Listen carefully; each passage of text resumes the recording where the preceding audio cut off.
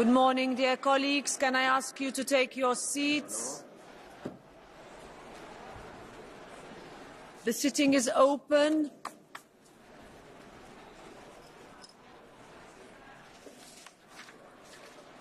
We have one procedural issue to deal with before the debate, and that is that we need to choose two new tellers for the vote because two of the ones that we had on Tuesday are no longer available. So I will therefore now draw lots to appoint two replacements.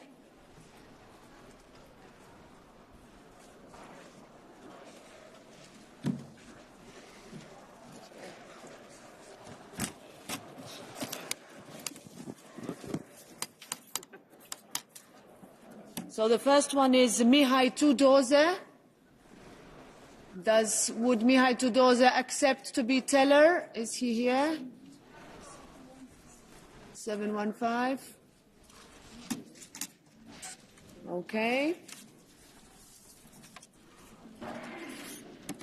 Would Diana Riba Ihiner be available? Yes, you will do it, Diana, to be a teller for the vote. Good, thank you, Diana.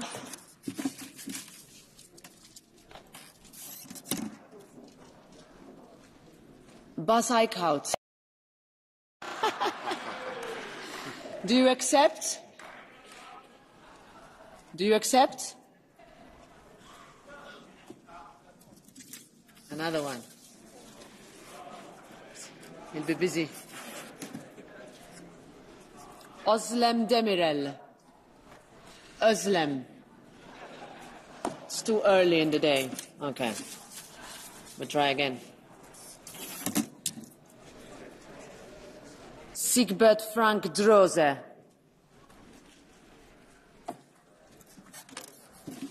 All right.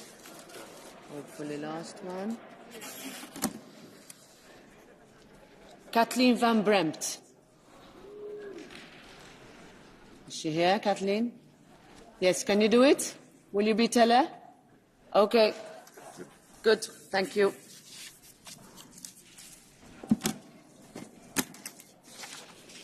So the next item on the agenda is a statement by the candidate for President of the Commission. I give the floor immediately to the candidate, Ms. Ursula von der Leyen.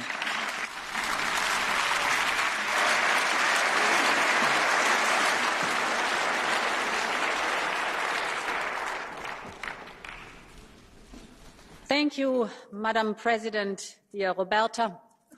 Let me first congratulate you. Let me congratulate you from the bottom of my heart for your renomination. I think your success is a mirror for the outstanding work you've been doing in this House of Democracy.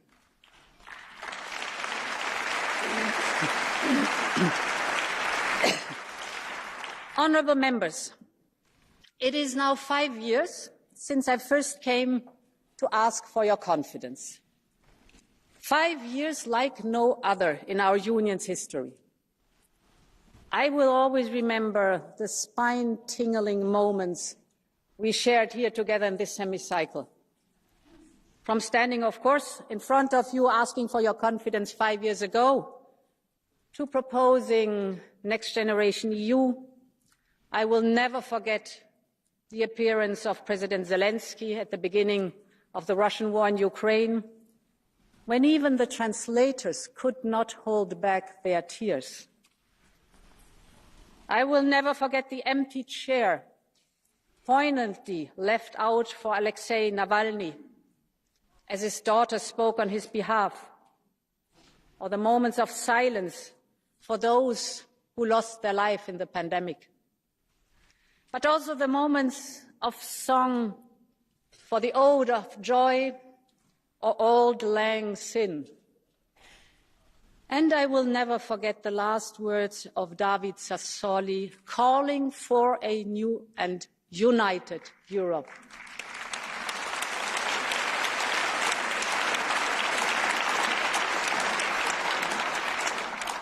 Honourable members, choices are the hinges of destiny. And in a world full of adversity, Europe's destiny hinges on what we do next. Despite the momentous things we have done and overcome, Europe now faces a clear choice, a choice which will shape our work for the next 5 years, but it will also define our place in the world for the next 50. The choice comes down to whether we will be shaped by events and the world around us, or whether we will come together and build our future for ourselves. And that choice is ours. Europe cannot control dictators and demagogues across the world, but it can choose to protect its own democracy. Europe cannot determine elections across the world, but it can choose to invest in the security and defense of this continent. Europe cannot stop change, but it can choose to embrace it and invest in a new age of prosperity and improving our quality of life. But, honourable members, for us to choose the Europe of tomorrow, we must acknowledge how people feel today. We are in a period of deep anxiety and uncertainty for Europeans. Families are feeling the pain from the cost of living and housing. Young people are concerned about the planet, their future, and the prospect of war. Companies and farmers are feeling squeezed. And all of this is a symptom of a world in which everything is weaponized and contested, where there is a clear attempt to divide and polarize our societies. I am deeply concerned about these trends, but I'm convinced that Europe, a strong Europe, can rise to the challenge.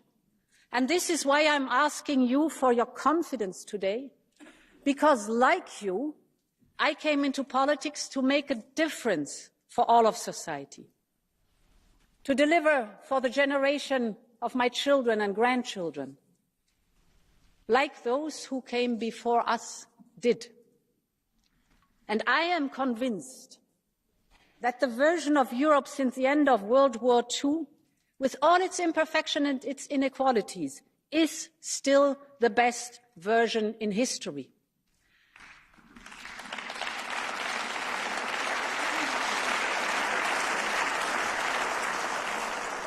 And I will never stand by and watch it be torn apart from the inside or from the outside.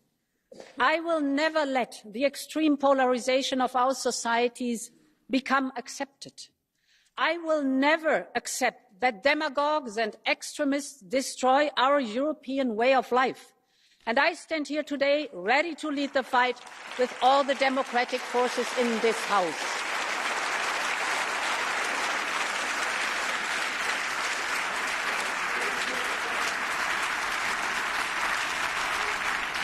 And this is the vision I have set out in my political guidelines.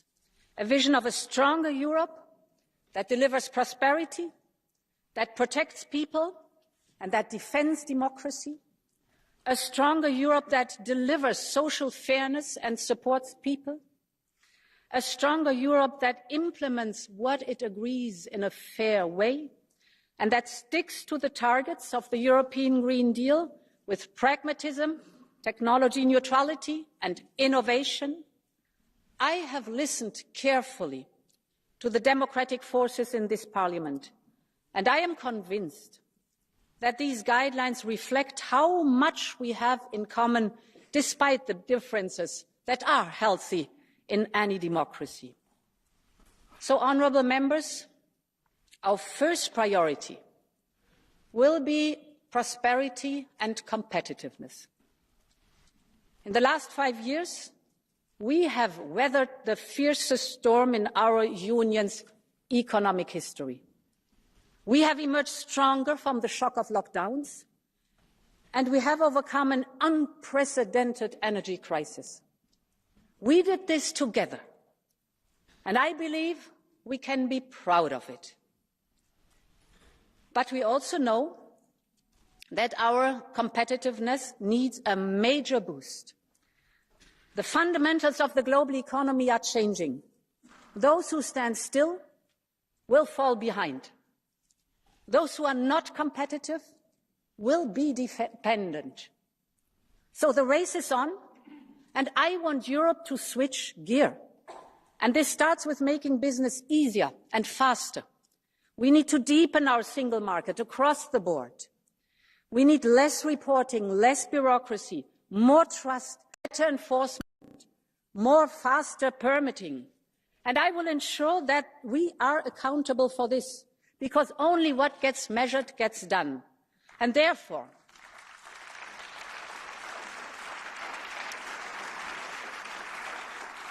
I will task each commissioner to deep dive in their portfolio and to deliver concretely on burden reduction. And I will appoint a vice president to coordinate this work and to report on progress to this House once a year. I will introduce a revamped SME and competitiveness check as part of our better regulation toolbox. We all know that there is no Europe without small and medium enterprises. They are the heart of our economy. And therefore, let's get rid of burdensome micromanagement. Let's give them more trust, better incentives. Our SMEs deserve it. Honourable members, prosperity and competitiveness. Let me give you some figures. In the first half of this year, 50% of our electricity generation came from renewables, homegrown and clean. Investments in clean technologies in Europe have more than tripled in this mandate. We attract more investments in clean hydrogen than the United States and China combined. In the last years, we have concluded with global partners 35 new agreements on clean tech, hydrogen and critical raw materials. This is the European Green Deal in action. So I want to be clear. We will stay the course on our growth strategy and the goals that were set for 2030 and 2050. Our focus will now be on implementation and investment to make it happen on the ground. And this is why I will put forward a new clean industrial deal in the first 100 days of the next mandate. It will channel investment in infrastructure and industry, in particular for energy-intensive sectors. This will help create lead markets in everything from clean steel to clean tech. It will speed up planning, tendering and permitting. We must be faster and simpler, because Europe is decarbonizing and industrializing at the same time. So our companies need predictability for their investments and their innovation. And yes, they can rely on us. And in this logic, we will enshrine our 90% target for 2040 in our European climate law. Our companies need to plan their investment for the coming decade already today. But this is not only for business, it's also for business, but not only for business. For our young people, the children, the teenagers of today, 2030, 2040, 2050 is just around the corner. They know that we have to reconcile climate protection and a prosperous economy. And they would never forgive us if we do not rise to the challenge. So this is not only a matter of competitiveness, but, honourable members, this is also a matter of intergenerational fairness. The young people deserve that we act on this one.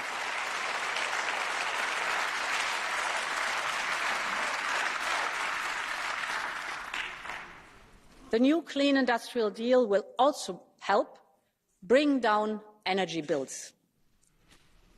We all know that structurally high energy prices hamper our competitiveness. And high energy bills are a major driver of energy poverty of people. I have not forgotten how Putin blackmailed us by cutting us off Russian fossil fuels. But we withstood together. We invested massively in homegrown, cheap renewables. And this enabled us to break free from dirty Russian fossil fuels. Therefore, honourable members, together we will ensure that the era of dependency from Russian fossil fuels is over, once and for all.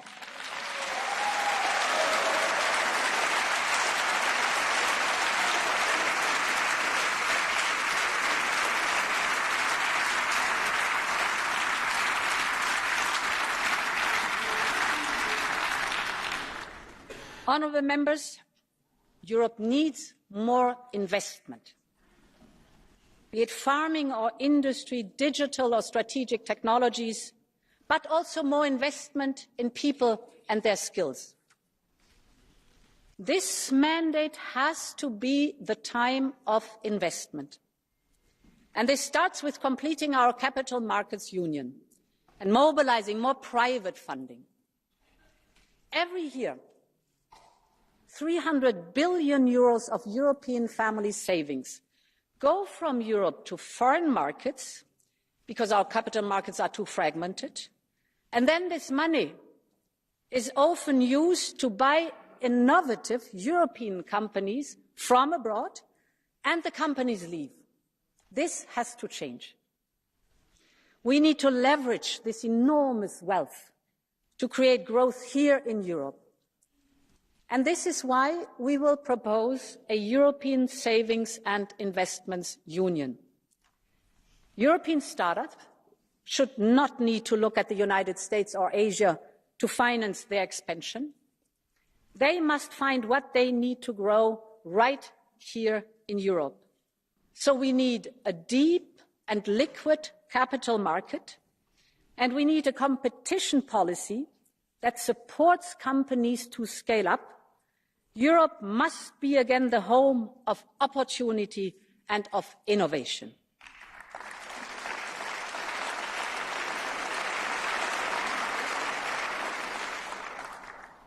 And honourable members, to unleash private investment, we also need public funding.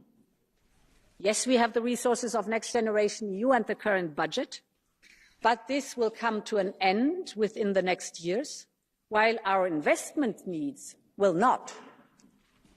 Our new budget will be reinforced. We need more investment capacity.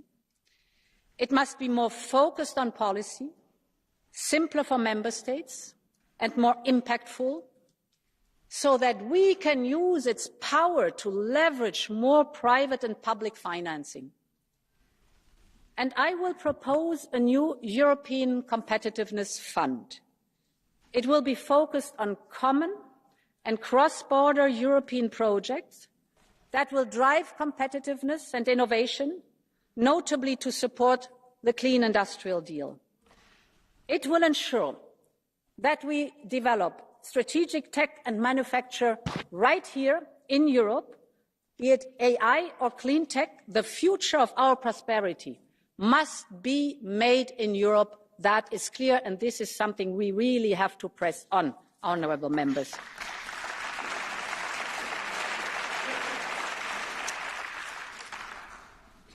Honourable members, we must also invest more in our security and defence.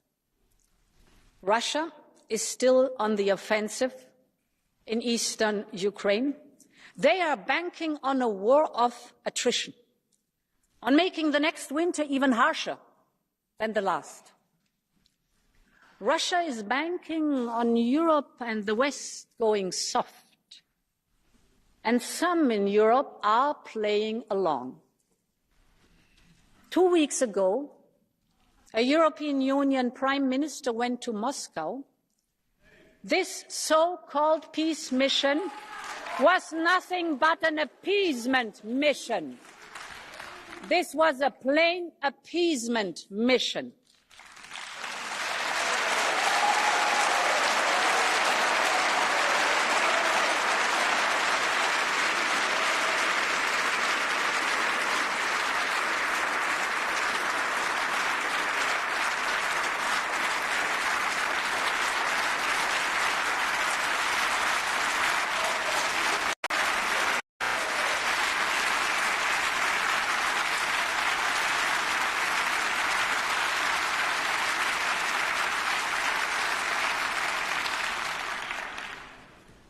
only 2 days later, Putin's jets aimed their missiles at a children's hospital and maternity ward in Kyiv.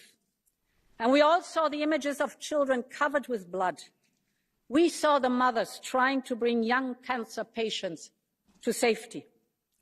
That strike was not a mistake. It was a message, a chilling message from the Kremlin to all of us. So, honourable members, our answer has to be just as clear. No one wants peace more than the people of Ukraine, a just and lasting peace for a free and independent country. And Europe will stand with Ukraine for as long as it takes. This is our message.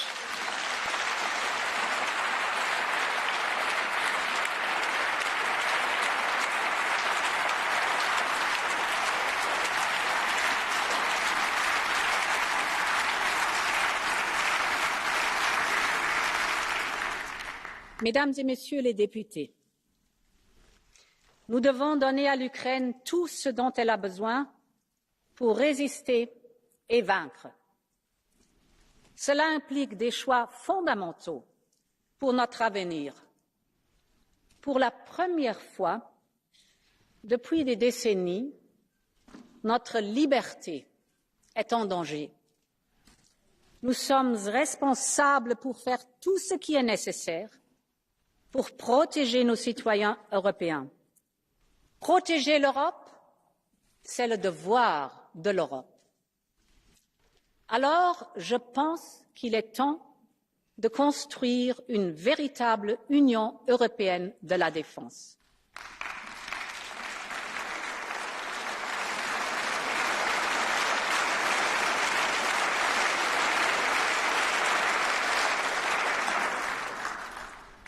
Je sais que certains ne sont peut-être pas à l'aise avec cette idée, mais ce qui devrait nous mettre mal à l'aise, ce sont les menaces qui pèsent sur notre sécurité. Soyons très clairs. La sécurité nationale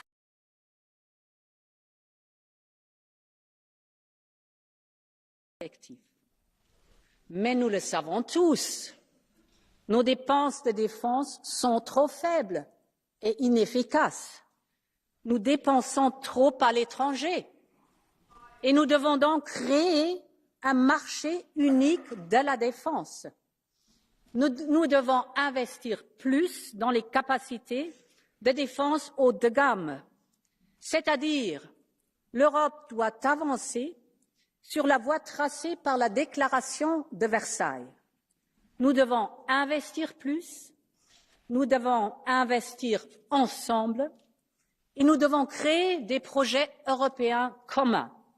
Par exemple, un système complet de défense aérienne, a European Air Shield, non seulement pour protéger notre espace aérien, mais aussi comme symbole fort de l'unité de l'Europe en matière de défense.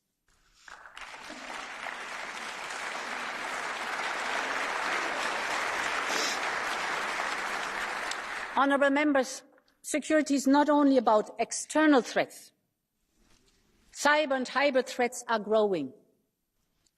Organised criminal networks are infiltrating our economy. Most of them use corruption.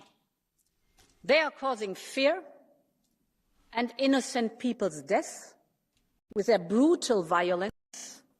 They earn enormous amounts of money from drug trafficking, ransomware, fraud, trafficking in human beings, and they are not limited by national borders. So it's necessary that we respond to this growing threat on a European level. We must make sure that police can work across Europe without borders. That is why I will propose to double Europol's staff and strengthen its mandate. I want Europol to become a truly operational police agency.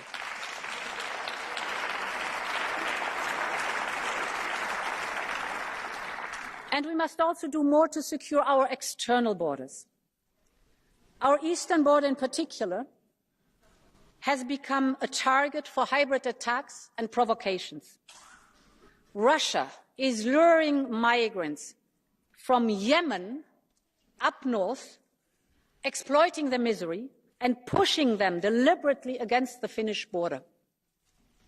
We should always keep in mind a member state's border is a European border, and we will do everything we can to make them stronger. And this is part of the reason why we must strengthen Frontex, to make it more effective while fully respecting fundamental rights. I will propose to triple the number of European border and coast guards to 30,000.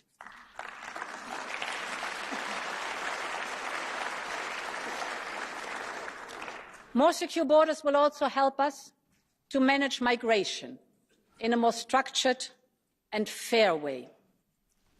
The Migration and Asylum Pact is a huge step forward. We put solidarity at the heart of our common response. Migration challenges need a European response with a fair and firm approach based on our values, always remembering that migrants are human beings like you and me, and all of us. We are protected by human rights. I know that many pessimists thought that migration was too divisive to agree on, but we proved them wrong.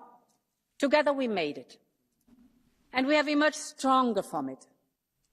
Now we must collectively focus on implementation and support member states in making it a reality on the ground, and there will be more to do. We need a common approach on returns to make them more effective and dignified, and we need to develop our comprehensive partnerships, in particular across our southern neighbourhood. The Mediterranean region should get undivided attention, and this is why I will appoint a commissioner for the region and propose a new agenda for the Mediterranean together with Kaja Kallas, because the future of those two Mediterranean shores is one and the same.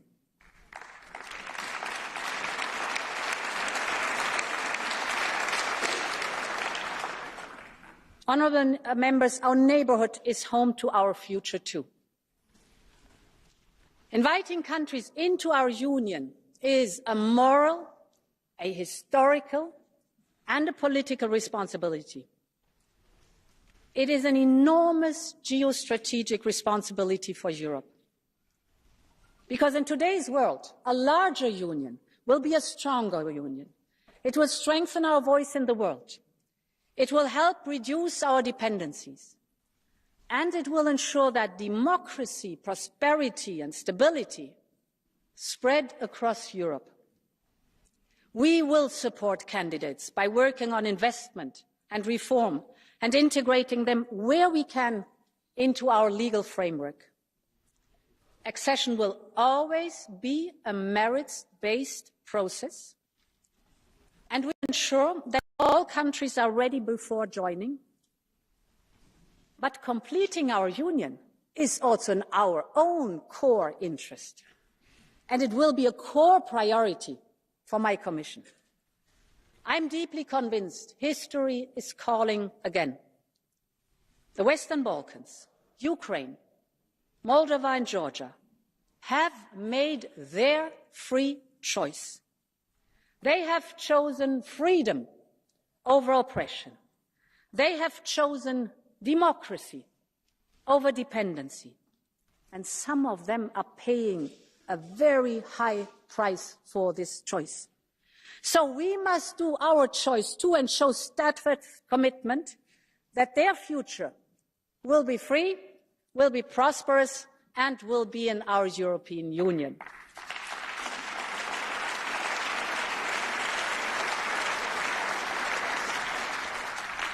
Honourable members, Europe has a responsibility to play an active role in the world, starting in our neighbourhood. and in particular in the Middle East. I want to be very clear.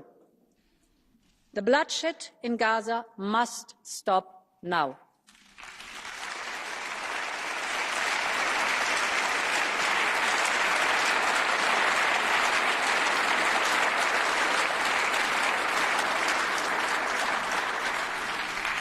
Too many children, women and civilians have lost their lives as a result of Israel's response to Hamas' brutal terror.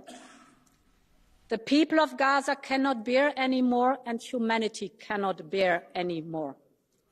We need an immediate and enduring ceasefire. We need the release of Israeli hostages, and we need to prepare for the day after.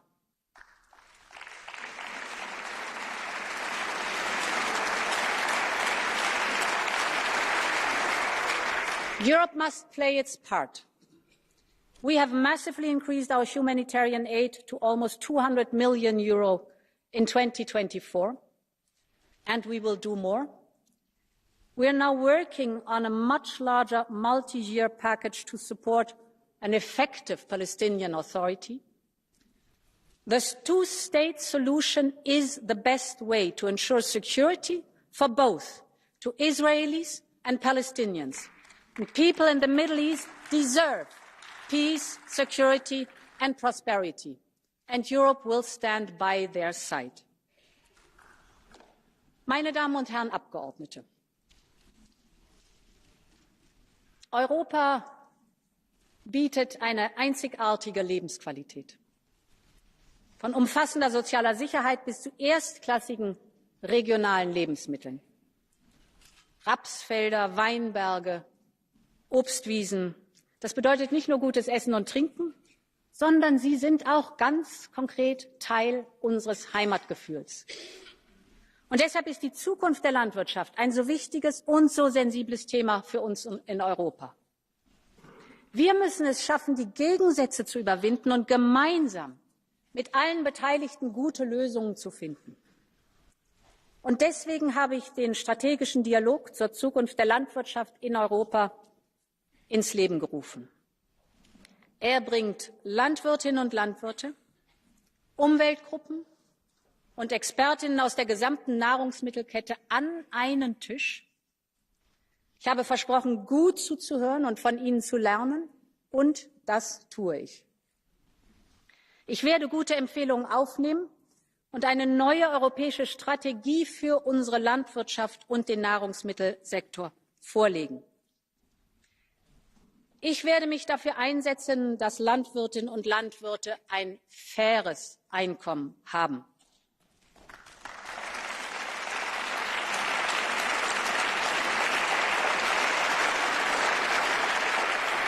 Niemand sollte gezwungen sein, gute Lebensmittel unter Produktionskosten zu verkaufen.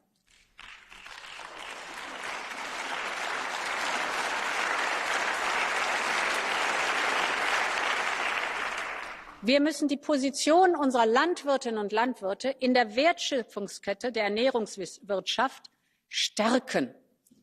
Und wir brauchen klügere Anreize, mehr Innovation, mehr Zugang zu Kapital. Wer nachhaltig mit Natur- und Artenvielfalt umgeht und dazu beiträgt, den CO2-Haushalt ins Lot zu bringen, der muss angemessen dafür entlohnt werden.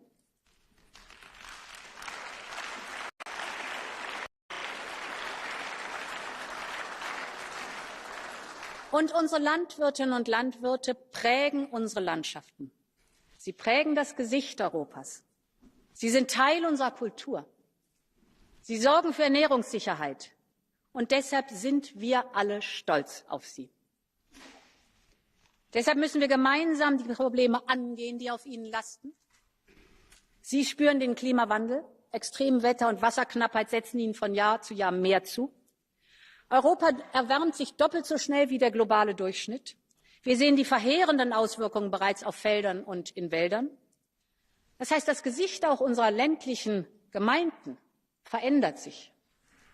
Wir müssen mehr tun, um mit der Landwirtschaft uns besser darauf vorzubereiten, was durch den Klimawandel auf uns zukommt. Und deshalb werde ich einen Plan für die Landwirtschaft vorlegen, um die nötige Anpassung an den Klimawandel zu bewältigen und parallel eine Strategie zum nachhaltigen Umgang mit der kostbaren Ressource Wasser. Nicht nur unsere Ernährungssicherheit hängt davon ab, sondern auch unsere gesamte Wettbewerbsfähigkeit. Es ist Zeit, dass wir diese Aufgabe beherzt angehen.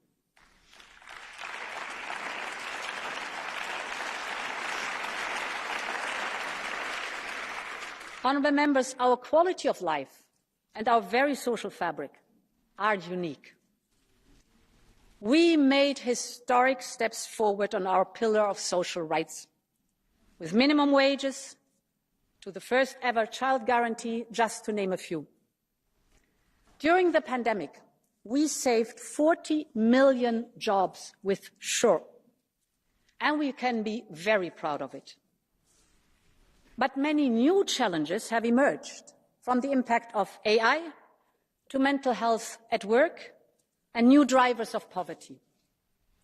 So we need a new action plan for the implementation of the pillar.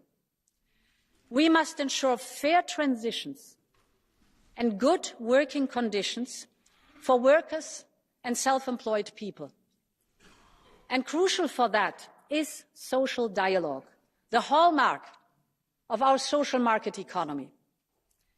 We will therefore work to increase collective bargaining and strengthen the European dialogue, and we will address those issues that Europeans feel the most in their daily lives.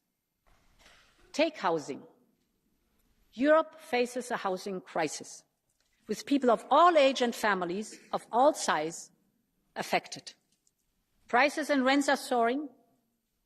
People are struggling to find affordable homes. This is why, for the first time, I will appoint a commissioner with a direct responsibility for the topic of housing.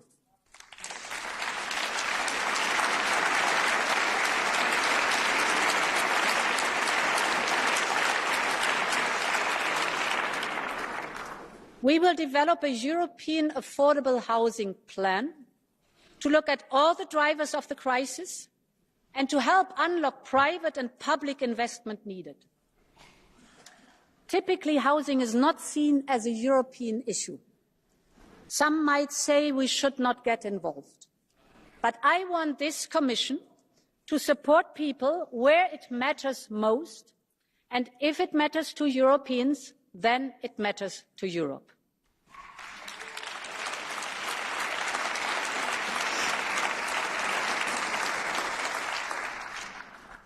Honourable Member, this is how we can strengthen our society. This means ensuring that every region in every part of Europe is supported. No one is left behind. I am committed to a strong cohesion policy designed together with regions and local authorities. I want Europe to be the best place to grow up in and the best place to grow old in. We must enable young people to make the most of Europe's freedom, from a stronger Erasmus+ to more citizens' engagement. But we must also protect young people. Childhood and teenage years are the time when our character is formed, our personality develops, our brain is shaped by triggers and emotions. So this is an amazing time of development, but also a time of real vulnerability. And we see more and more reporting on what some call a mental health crisis. I believe that social media and excessive screen time and addictive practices have played their part.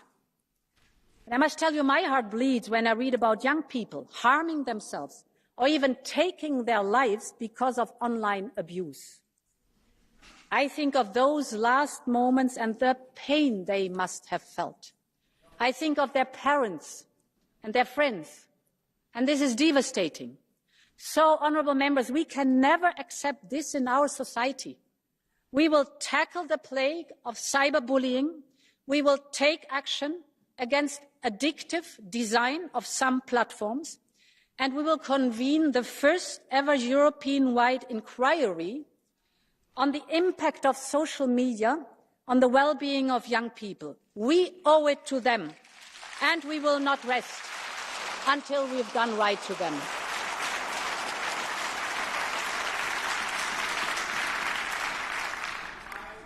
And honourable members, one of the most fundamental choices we face is exactly what kind of societies we want for our children and grandchildren, and in particular for our daughters and granddaughters.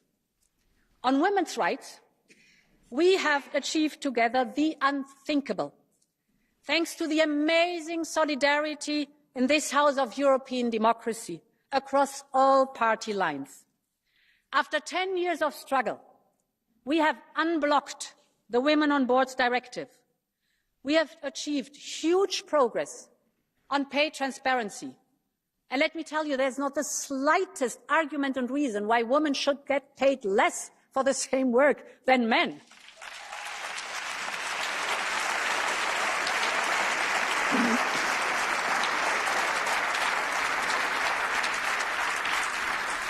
But there's still so much to do.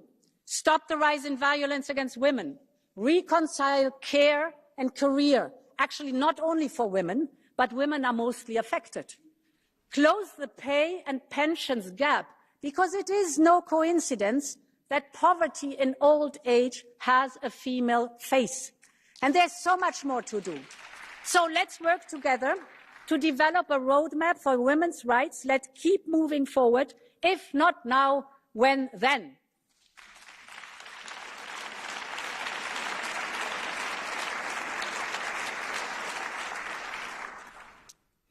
Mesdames et Messieurs les députés, la démocratie est notre trésor commun. Elle est le cadre du sein duquel nos différences et nos désaccords peuvent s'exprimer. Le cadre est aussi vital que fragile. Très longtemps, nous l'avons considéré comme acquis. Nous sommes devenus des démocrates de confort.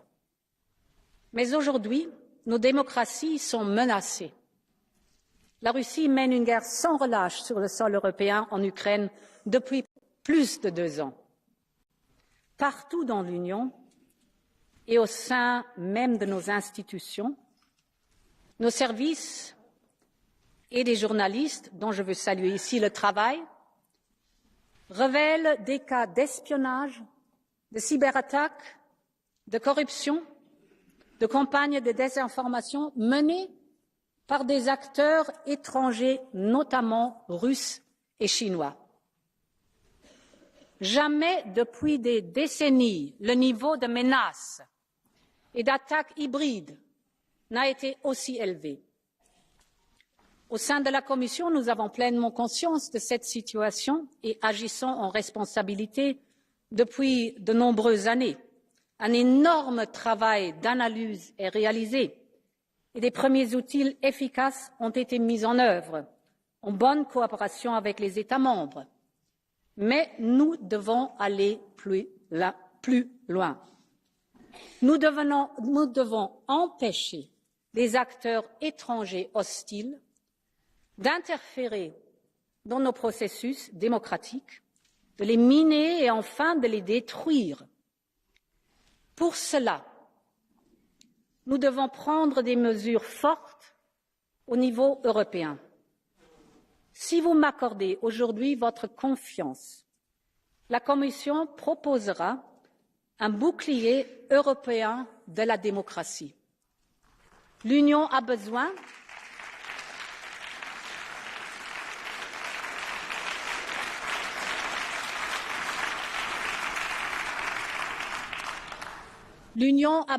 de sa propre structure dédiée à la lutte contre les manipulations de l'information et des ingérences étrangères. Cette structure regroupera toute l'expertise et assurera la liaison et la coordination avec les agences nationales existantes. Les capacités de renseignement, de détection, d'action mais aussi de sanctions doivent être renforcées. Le bouclier va prendre en compte les recommandations émanant des travaux menés ici par les commissions spéciales sur les ingérences étrangères pour mieux protéger nos démocraties. Il est urgent de doter l'Union européenne d'outils performants de cyberdéfense, d'imposer la transparence des financements étrangers de notre vie publique comme une règle commune, mais aussi de garantir un cadre informationnel fiable. Et pour cela, l'Union doit soutenir le journalisme indépendant.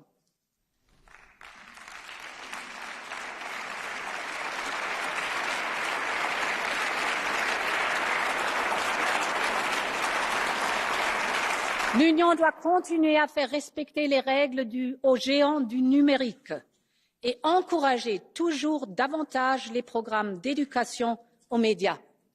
La démocratie européenne peut être plus participative, plus vivante, la société civile mieux aider et défendre. Je sais pouvoir compter sur votre soutien pour faire advenir ce grand plan de défense de la démocratie européenne. Honourable members, but we will also step up our work on defending all parts of our democracy. We will protect free media and civil society. The rule of law and the fight against corruption will be at the heart of our work.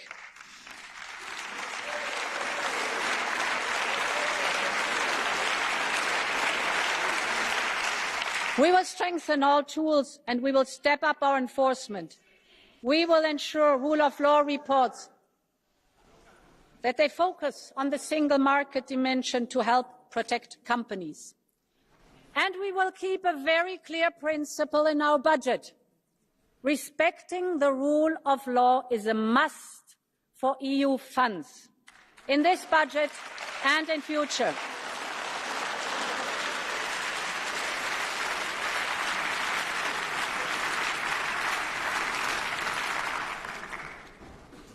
And, honourable members, progress is a constant work we have to do. We need an ambitious reform agenda to ensure the functioning of a larger union and to increase democratic legitimacy. While reforms were necessary before, with enlargement they become indispensable. So we must use this as a catalyst for change in terms of our capacity to act, our policies and our budget. And we will, of course, focus on what we can already do, and this is a lot, but we should be more ambitious. I believe we need treaty change where it can improve our union.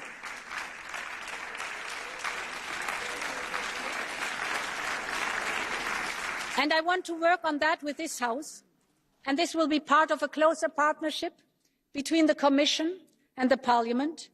I have listened to your demands and concerns. I continue to support your right of initiative, and we will increase our cooperation on Article 225 resolutions to ensure we will follow up. We need to revise the framework agreement to ensure more transparency, more accountability, more presence in the Parliament. When all institutions work together and move together, Europe moves forward. Honourable members, to finish, at the start of this second mandate, his second mandate, Jacques Delors said, notre communauté est non seulement le fruit de l'histoire et de la nécessité, mais aussi de la volonté. This is the fundamental choice that we face. History is knocking at our doors. The need for Europe will be stronger than ever. Our determination has to match. That is what has brought our continent together. Not the inscrutable forces of fate, but the power of people striving for more. Like the 3 prisoners on Ventotene Island in the 40s, who laid out a vision of a united continent.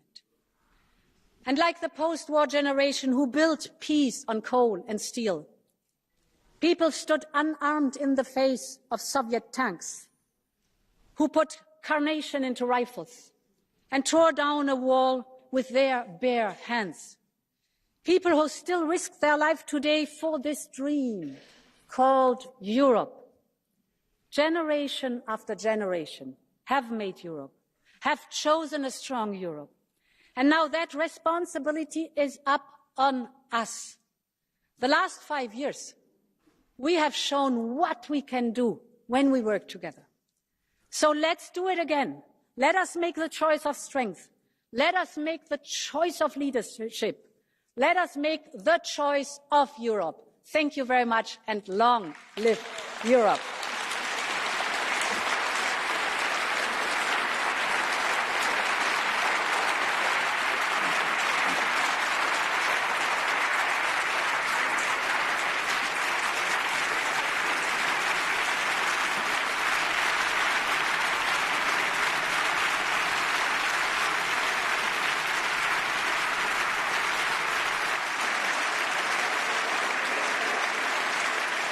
Thank you.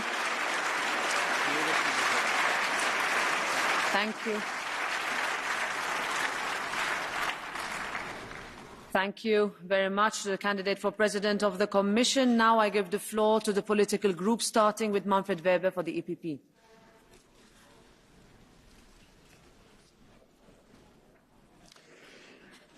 President Metsola, President von der Leyen, Presidency. Dear colleagues, 1 month ago, 180 million Europeans went to the ballot boxes. Never before have so many Europeans voted for the European Parliament. We in this House mirror the political landscape of Europe. And we as EPP, we won the elections. We are the far biggest group in this House, and we have half of the members of the European Council in our family. But we know that European success has never been a one-party show. We are bridge builders. We love the compromise. And since Adenauer, de Gasperi, Schuman, all of them were Christian Democrats, we are convinced Europeans. And we showed already this idea of unity. I mean the vote for our President, Roberta Metsola. She is a great president, and you can understand that we as EPP, we are proud to see her managing and representing our Parliament. I thank you all for the great support she got. She truly deserves it. Today, we must do the next step, to vote for Ursula von der Leyen as President of the European Commission. Allow me to present some considerations before we vote. The EPP nominated Ursula von der Leyen as our candidate for the post 4 months ago in Bucharest. She was campaigning, she argued, she defended our programme. She and we as party, we won the elections, and today she is also candidate of the European Council. We had in this chamber so many debates about attacks against European democracy. I tell you, if you want to defend democracy, vote today for Ursula von der Leyen. We know her. She respects our Parliament. She was always present when we had discussions. She knows that her power is democratically based on the mandate we give her here. And she knows she is politically also accountable to us. We know her. She is ready to lead. The Green Deal, fundamental and necessary legislation to show the world that we can and must stop climate change. COVID, no first and second class European. Solidarity with the Next Generation EU Fund. And Ukraine, dear friends. She was leading the unconditional support and the clear commitment that one day Ukrainians will sit here with us as colleagues in this European Parliament. Thank you, Ursula, for this clear leadership. And we know her. She is the first female president of the European Commission. We as EPP are proud to present this week 2 strong female candidates for the presidential jobs. We can talk a lot about gender equality for women. I tell you now is the moment to implement it in practice with voting for Ursula von der Leyen. We have to overcome the fears of people. We have to answer the questions, and we have to fulfil their dreams for tomorrow. Next to the strong personalities, the programme, dear colleagues, counts. And allow me to underline 3 EPP priorities. First, we listen to the voters, to the workers in the steel and car manufacturing sectors, the craftsmen, the farmers. And that's why We are happy that Ursula von der Leyen is proposing fair competitiveness and also prosperity as the first chapter of her guidelines. Second, we listen to the people in Ukraine. Putin is a war criminal and we must stop him. Increased support for Ukraine and a European defence pillar, that is what is needed, and Ursula von der Leyen is proposing this. And thirdly, we listen to the people who are afraid about too many illegal migrants. We opened the door for around 3 million Ukrainian refugees. So Europe showed that we stick to the Geneva Convention and to the right of asylum. But still, there are too many people illegally crossing our borders, and we have to stop this. We should be deciding about who is entering and not the smugglers. And Ursula von der Leyen is presenting exactly the solutions for us. Her programme, dear colleagues, is the right programme for the next years. Today, there is a lot at stake. Europeans want a democratic, not a radical Europe. They want us to work together and to build compromise, not to divide people like Orban, Le Pen and Mélenchon do. Europeans want a united, not a divided Europe. Our friends in America are in deep waters. Putin brings war and wants to divide Europe. Today, we have to send a strong signal of a united and determined Europe. Many of you, dear colleagues, know my personal history. I urge you, vote for Ursula von der Leyen. It's the right choice. The EPP will certainly do so. Thank you so much. Thank you. And now for the S&D Group, Irache Garcia Perez.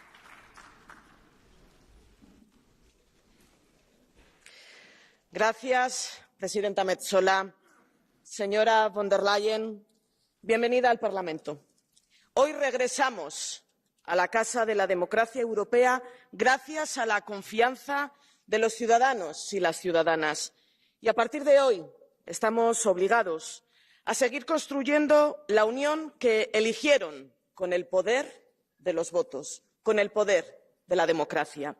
Frente a la aspiración de la extrema derecha de volver a la Europa de las naciones que trajo las dos catástrofes mundiales, el 9 de junio ganó la Europa de la paz y el progreso que las fuerzas europeístas hemos construido en los últimos 70 años. Y el compromiso de la familia socialdemócrata es firme. Seremos el muro de contención de la extrema derecha en toda la Unión Europea. Señora von der Leyen, ante el auge de la extrema derecha estamos obligados y obligadas a hacer un examen de conciencia. Hace mucho tiempo que la socialdemocracia advertimos que asumir las ideas de la extrema derecha solo conduciría a dar credibilidad a las fuerzas que quieren acabar con el modelo de progreso y de libertad. Y también hace mucho tiempo que alertamos que hay demasiados ciudadanos en la pobreza, sin empleo, sin salarios dignos y sin viviendas asequibles. Señora von der Leyen, la socialdemocracia es una fuerza imprescindible para garantizar la gobernabilidad de la Unión Europea en los próximos 5 años. Nuestro apoyo a su presidencia estará condicionado a la obligación de ofrecer un proyecto de Europa que acabe con las desigualdades y garantice la igualdad de oportunidades. Nunca renunciaremos a una Unión a la vanguardia en la lucha contra el cambio climático. Demostraremos que es posible una Unión que innove, que compita y que crezca al mismo tiempo que devuelve la dignidad a los trabajadores con nuevos derechos y fortalece los servicios públicos. Una Unión con un pilar social fuerte que garantice ingresos mínimos vitales, el derecho a desconectar, el teletrabajo, una estrategia antipobreza.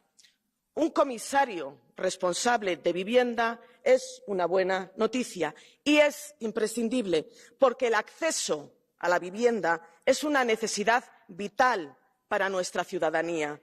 Y por nuestro firme compromiso con la vivienda, nuestro grupo impulsará aquí en esta Cámara una comisión especial para analizar todos los retos de la vivienda en Europa.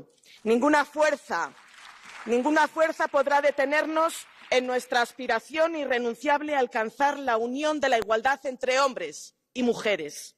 en una Unión que ponga fin a toda injusticia, con la Carta Europea de Derechos de las Mujeres, la revisión de la transparencia salarial y también la incorporación de la violencia de género a la lista de delitos de la Unión.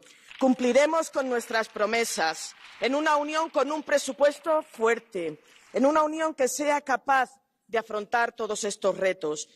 Y, ante todo, defenderemos la Unión de la paz, los derechos humanos y la democracia.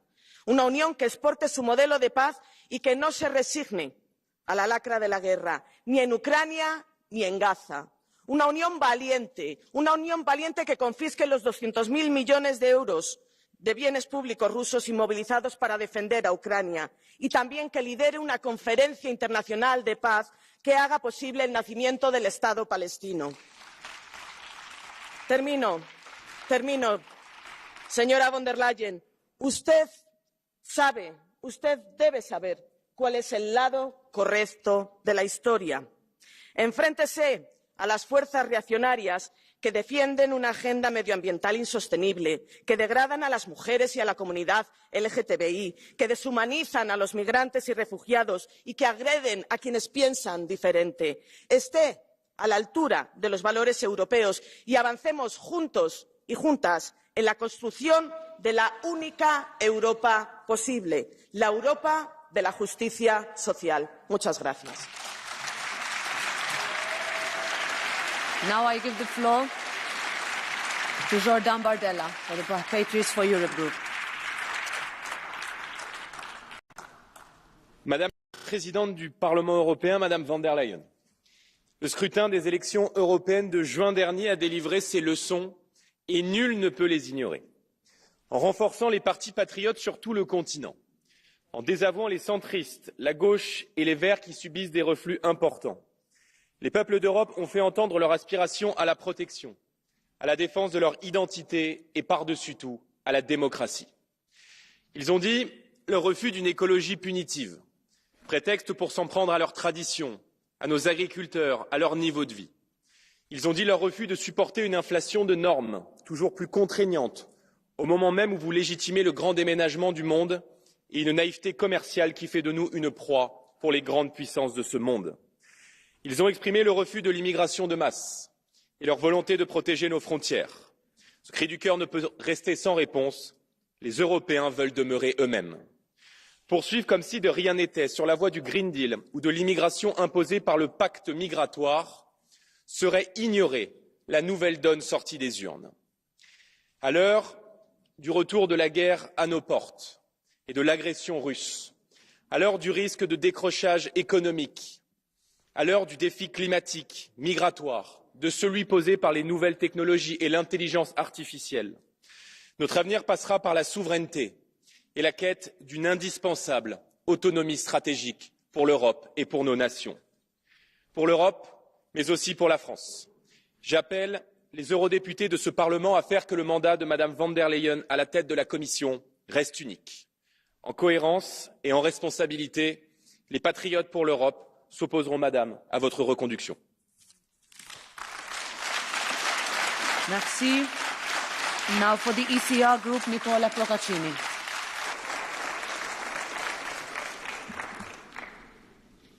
Grazie Presidente Metsola e buon lavoro. Presidente von der Leyen, voglio deludere subito chi si aspetta una indicazione di voto da parte dell'ECR. Il nostro gruppo parlamentare è composto da partiti che non rinunciano alle loro prerogative nazionali ed ognuno si esprimerà sulla base del proprio interesse nazionale. Noi siamo conservatori perché difendiamo i valori che hanno forgiato l'Europa, oltre che la civiltà occidentale. Ma siamo conservatori anche perché, a differenza di altri, difendiamo i trattati istitutivi dell'Unione Europea, dove è scritto che la scelta della Presidenza della Commissione, tenuto conto del risultato delle elezioni europee, appartiene ai governi nazionali. This is in the hands of national governments and then is ratified by the European Parliament. Mrs. von der Leyen, 4 days ago, it was written that your destiny is not in the hands of the EPP or the European Conservatives or of the Brothers of Italy, but it depends on the elections of a few days ago. The Greens, the Socialists, such as Timmermans, but even the Liberals that have seriously lost because of the decline of Macron's party. You can see that something is not quite right. We've got nothing against you, but during your mandate, you've had to try and save the left. The Parliament and the Commission 5 years ago were in the hands of a left majority. But this is no longer true today, thanks to the European elections, but also thanks to the national elections held in many countries of the European Union. Our European citizens have wanted to support the centre-right ideas. And I think you need to keep this in mind. We will be who we've always been. We are firm in our principles. Just as that young university student of the Italian right, who's become a symbol of the justice which you, President Metsola, you mentioned a few days ago, and it is the anniversary of his serious and terrible killing, Paolo Mozzolini. Paraphrasing one of his most well-known sentences, it is good to live along one's own beliefs. Thank you. To Europe Group, Valérie Ayer.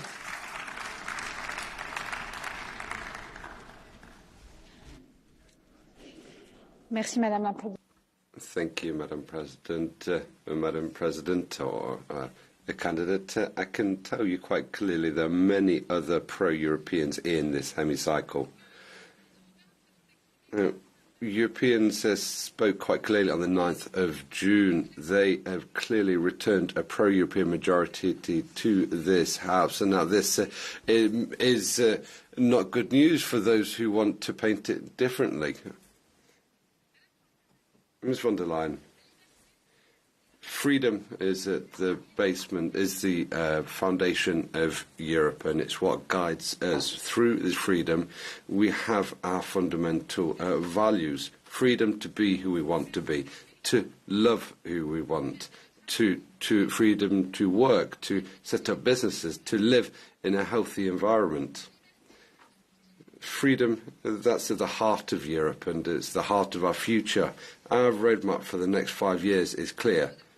Our expectations, the expectations of Renew Europe, only aim to allow Europeans to exercise their freedoms, and this is set out in 4 different areas. Firstly, European values, the rule of law. We all know that today in Europe there are leaders who do not respect our basic and democratic values. I would say that quite clearly. The leading candidate here is Viktor Orban. You have the you have the power to launch Article 7. You can also strengthen the conditionality mechanism. It's now time to act. But our values don't only apply to our institutions. We can see it across Europe, people trying to backslide when it comes to fundamental values. So I'd ask you to do everything you can to ensure that the right to abortion is included in the European Charter of Fundamental Rights. And the second priority is as follows.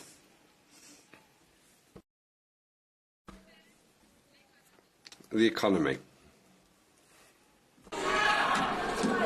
This is the third time you've done this. I ask that the member is taken out of the room.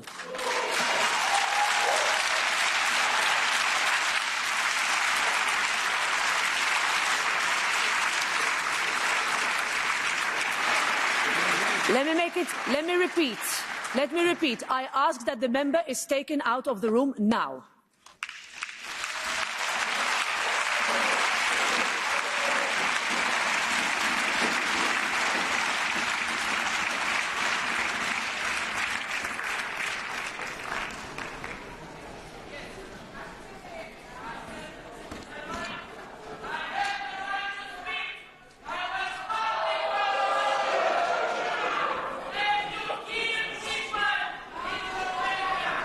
Do I have to say it again?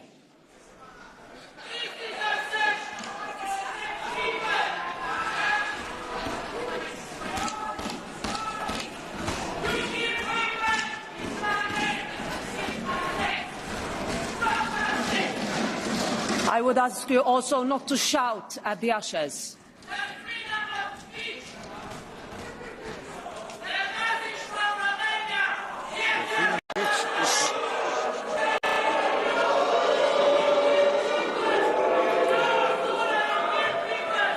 How many people, how many colleagues need to come and escort you out of the room? I think you've spoken enough. Madame Ayer.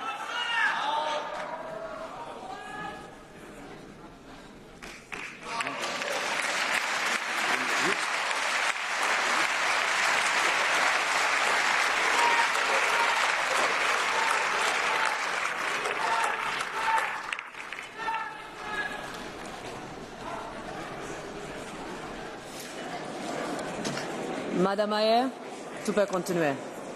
You may continue. Thank you, Madam President. I think that proves that it's absolutely vital and urgent to defend the right to abortion across Europe. The second priority area.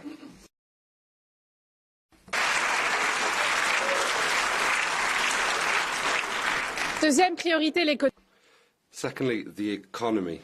From you, Ms von der Leyen, we want you to act for the prosperity of Europe. It needs a three-way approach: simplification, investment and innovation. We need to simplify the life for entrepreneurs and SMEs. We need to accelerate investments and certain projects. And in order to do so, we need a European law for acceleration to speed up the issuance of permits. We also need to speed up the European capital market so we can decouple investments and savings. We need to rebuild our factories. We need to make Europe a space for excellence and innovation. We need cutting-edge technology which serves our strategic autonomy. And within our industrial priorities, there's also defence. You mentioned it, and I'll come to it. Thirdly, Europe needs to be able to defend itself. This is not just a thought exercise. This is absolutely vital. We need to strengthen the European Defence Fund, and that's needed, something we'll see tomorrow with the presentation of the multi-annual financial framework. We should invest so that we can have a true European defence market. The US has one type of tank. In Europe, we have 17. How can we be effective when we're so fragmented? It's not only us who needs to act here. We've promised the Ukrainian people who continue to fight the Russian invasion that we will support them for as long as it takes. You said this yourself, but we need to move beyond that. We need to be there as soon as possible. Finally, another threat faces us, climate change. So we ask you clearly, do not take a step back from the green agenda. Do not move away from the green agenda. Let's put an end to fossil fuels. We need a climate adaptation pact. We need to support houses. We need to support households and businesses with a just transition fund. We cannot forget the farmers, which have been hit by crises over recent times. We have responded with the necessary measures, and now we need to move forward with structural measures in relation to prices and unfair competition, as you mentioned. That's what we expect from you, Ms von der Leyen. There are huge tasks ahead of us, but we are determined to achieve these aims, because together, for the past 5 years, you and us together, we've been able to do so. We've protected Europeans from the pandemic, and we've come up with a recovery plan. We have pushed our economy into the 21st century. We adopted the Asylum and Migration Pact, and we've put Europe on a path towards decarbonisation. We've listened to you this morning, Ms von der Leyen. Your roadmap is very much in line with the ambitions of our political group. We will always be a demanding partner, but also a reliable partner. Our demands are clear. We just want to focus on the best interests of the Europeans, and it's something we think you share, and we will work together. Now of the Green Group to Terry Reinske. Thank you, President. Dear candidate for the Commission presidency, dear colleagues, we are at a decisive moment for the future of the European Union. Today's vote will be one important step in setting the course for the next 5 years in Europe. We all know that the challenges ahead of us are huge, and this places an enormous responsibility on our shoulders. We see right now that climate change already today affects us all. This summer shows it once again. Parts of Europe are withering in the heat. In other regions, entire livelihoods are being destroyed in the floods. Not continuing on the path towards climate neutrality right now, taking detours or even pausing would be the completely wrong thing to do. Colleagues, we cannot backtrack on the Green Deal.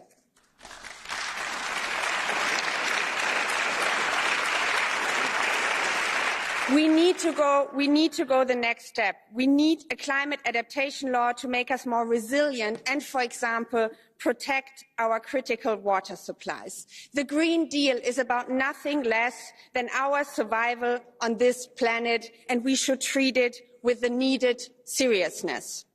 Colleagues, the green transition is the greatest challenge of our generation. In order to maintain our prosperity, we need to massively invest in greening our industries. Those who say that it's either about tackling climate change or about fostering our competitiveness are simply wrong. We need to do both at the same time and with it create millions of green jobs in the European Union. We have seen thousands of farmers that are taking to the streets because they can no longer make a living from their hard work.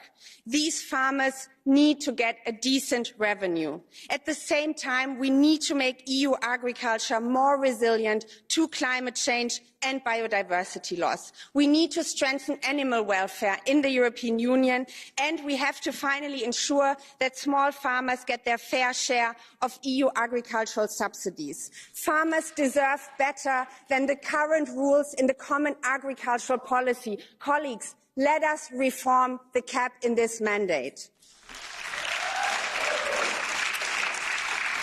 This European Union needs to be a social union. The effects of the pandemic, our long-standing energy dependency on fossil fuels, the brutal war in Ukraine, the cost of living crisis hit many people very hard.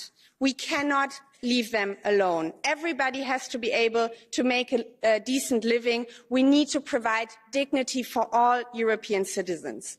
Because it is right, but also because history has shown that rising social inequality is a threat to our societies and to democracy itself.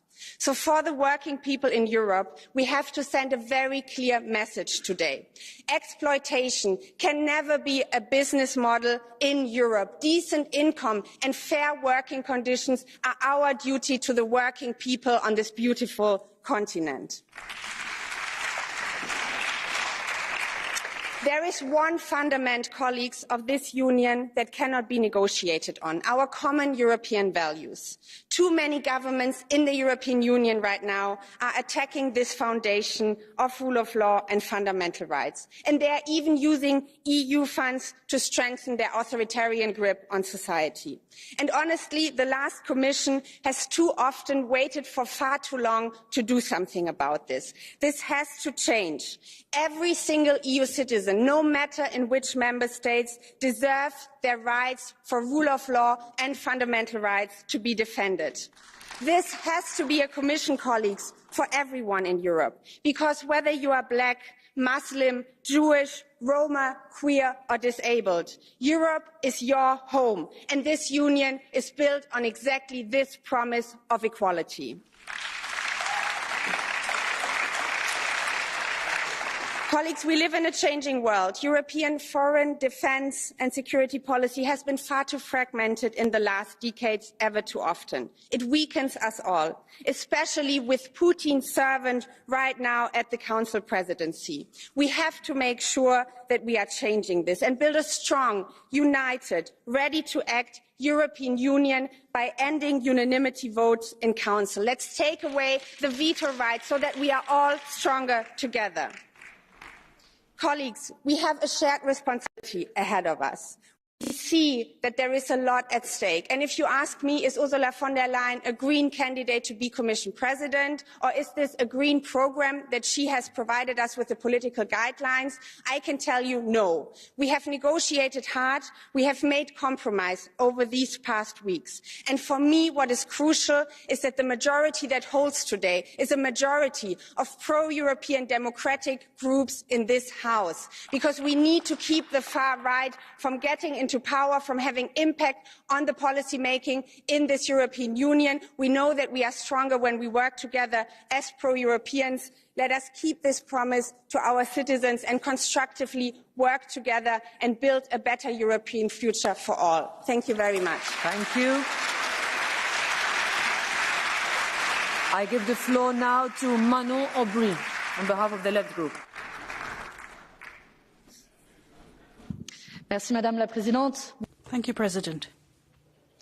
Ms. von der Leyen, your speech shows just how much you hold the people in disdain.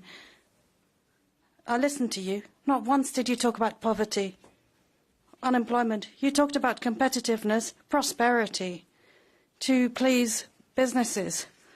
Ms. von der Leyen, I know that you earn more than 30,000 a month, but 1 in 3 Europeans has to skip meals.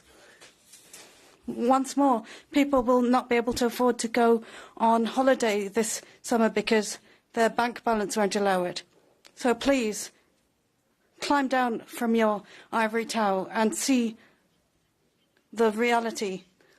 We can't afford to have yet another term run by and give you yet another term.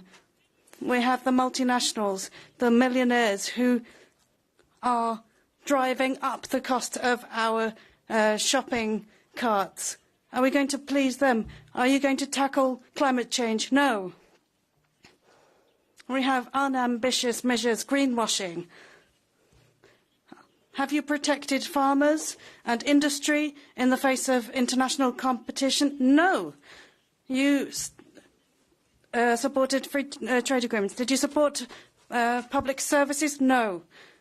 You strengthened austerity rules that damaged them. Did you act to defend transparency when in the face of lobbying? No.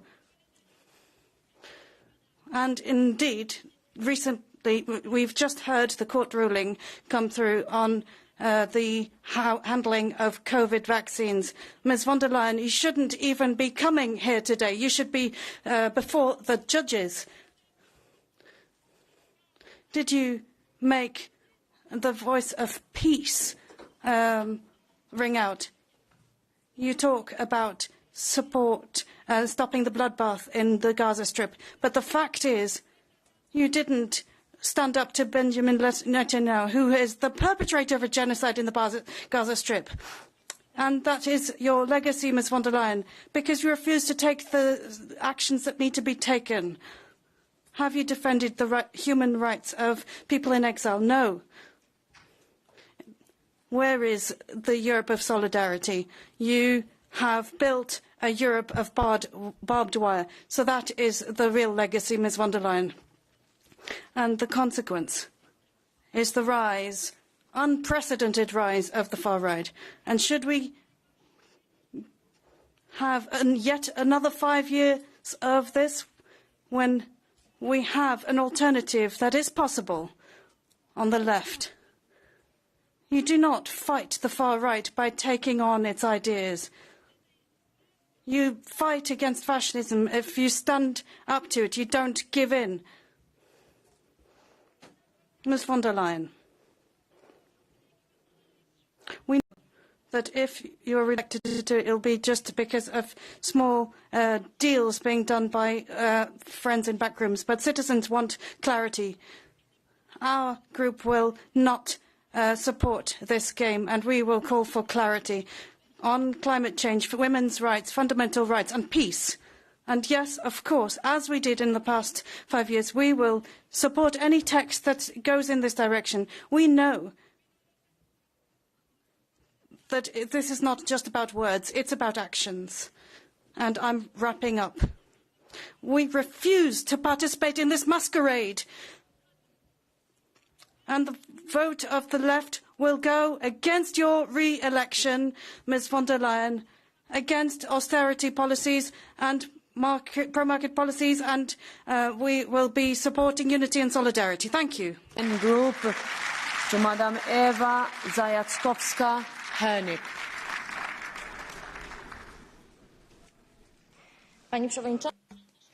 Madam President, ladies and gentlemen, Ursula, dear Ursula, I think you need to hear in a straightforward way what most Europeans think about you. Choosing you to be the President of the European Commission in the previous term of office was a great mistake, and some still have a hangover because of it. You destroyed the European economy and agriculture. Europe becomes an open-air museum in terms of agriculture. Us, Europeans, are becoming poorer and poorer because of you. You are the face of the Migration Pact, and I'm talking to you as a woman to a woman, as a mother to a mother. How can you not be ashamed of promoting the Migration Pact, which means that millions of women and children in Europe feel endangered, threatened on the streets of their cities? You are responsible for every rape, every violent attack, every tragedy caused by illegal migrants, because you are inviting them to come to Europe. And for what you're doing, you should actually go to prison and not to the European Commission. Your presence as the President of the European Commission means a further collapse of the European Union. What do we think about your European Green Deal? This is what we think about this. This is what we think about the Migration Pact. You're not even looking at me. That's a shame. We want a Europe of free and sovereign nations, and not a sick leftist ideology. And all the soldiers that are defending the eastern border, deserve a bow, a very deep bow from you. On that note, I invite Ms von der Leyen to respond to most of the interventions. Honourable members, thank you very much for a very lively debate, which shows the vitality of our European democracy. In recent months, our political families have laid out their different programmes for Europe. And I think it was a heated but fair electoral campaign. And for the second time in a row, the turnout in European elections went up, reversing decades of decline. The people of Europe have shown that they care and that they want to make their voice heard. This is a good sign for European democracy. But we must also be very clear-eyed about the dangers that our democracy faces. Our societies are polarized more than at any time since the end of the Cold War. And let me be very clear. We will always defend freedom. But freedom does not mean to have the right to take it all. Not the one who screams the loudest or is the most disrespectful has the right of might. It is the rule of law and respect that unites us.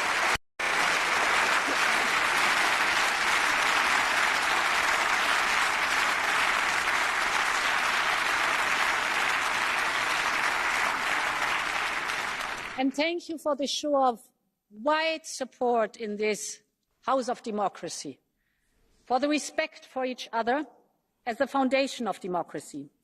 And this respect is something that we can only build together across all political divides and party lines, because this is how we sort out differences in our democracies, not with screaming and yelling and disrespect and violence, but with votes.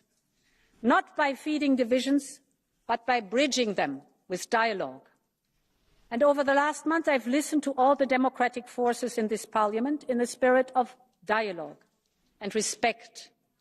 And this is reflected in the political guidelines that I have just presented Now it is time for the democratic forces to come together and to move Europe forward, because there's so much more that unites us than divides us. And this is the essence of Europe. That is the story of Europe. We are united in diversity and in adversity. And let me conclude with the last public words that my friend David Sassoli addressed to Europeans just days before he passed away. La speranza.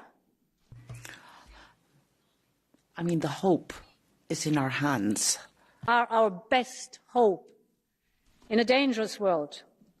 And today, Europe's hope rests on your hands, the democratic forces.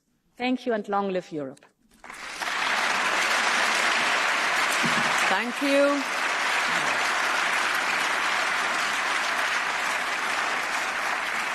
Now I give the floor to Jeroen Lenners. 1.5 minutes. Thank you very much, Madam President, Madam von der Leyen. My message here today is fairly simple. In a world in turmoil, Europe needs to be strong, united and independent. We need to wake up and we need to grow up urgently. Strategic autonomy is not a theoretical exercise. It is a precondition for delivering on our citizens' expectations, because they have sent us a clear message at these elections and we must answer. And that means first and foremost investing in our security, keeping all of us safe, but also keeping life for Europeans affordable when it comes to issues like housing, food and energy, without depending on dictators abroad. Strengthening Europe's competitiveness, protecting our values and fighting for democracy and rule of law, manage migration and protecting our borders, continue to our work towards climate neutrality in a smart and inclusive way. But also, very importantly, in a specific area like medicine. Millions of Europeans depend on important medications, and this dependence is simply unsustainable. We must be able to produce the medicines we need within our own borders. We can no longer afford to be dependent on other powers in any strategic sector. Dependency only brings vulnerability. So the task ahead is clear. It's not an easy task, but at least it's clear. The strategy is there. What we now need is stability and strong leadership. And leadership and stability that you, President von der Leyen, have shown over the past 5 years. So we put our trust today in you to lead Europe on this path to maturity. And you can count on our support along the way. Thank you. Thank you. Adesso, onorevole Lauretti. I'd now like to give the floor to Mrs. Loretti. 1.5 minutes. Thank you, Madam President. Mrs. von der Leyen, the Strategic Agenda 24-29 clearly calls on the issues of democracy and the rule of law and to act upon this. It's not just one who seems to be boycotting this.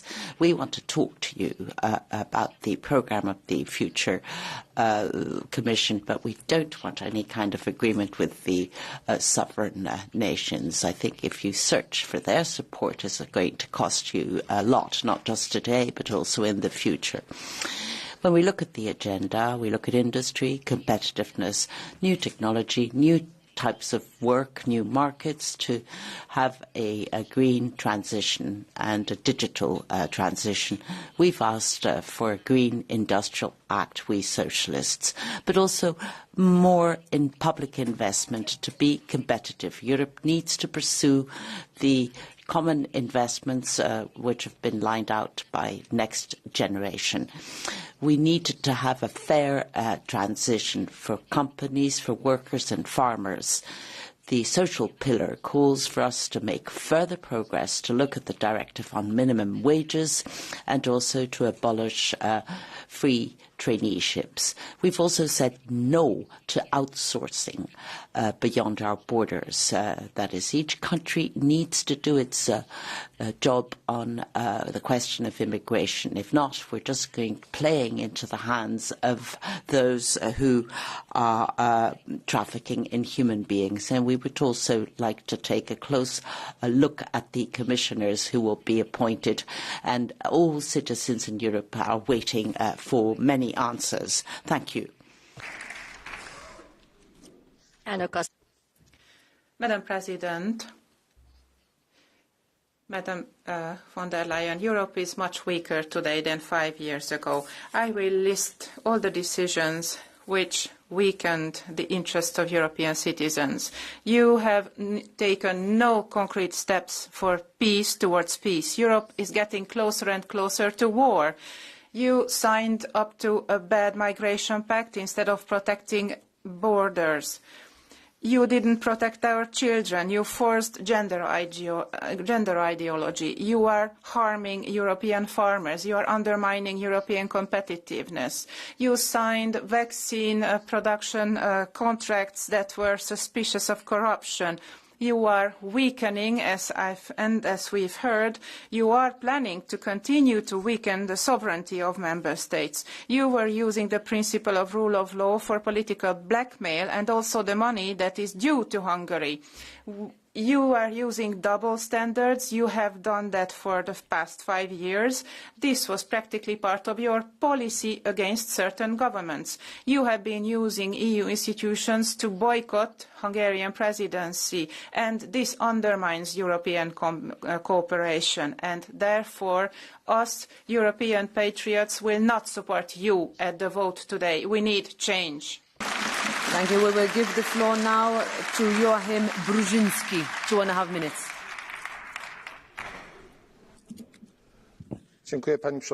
Thank you, Madam President. Madam President of the European Commission, we can, of course, enchant reality, but everyone sees what state the EU is in. Europe is in crisis. There is less and less trust towards other institutions. Life conditions are worse and worse. Cost of living is rising, and it will continue to rise because the liberal establishment prefers to remain deluded that they can save the planet by the climate policy that they are pursuing.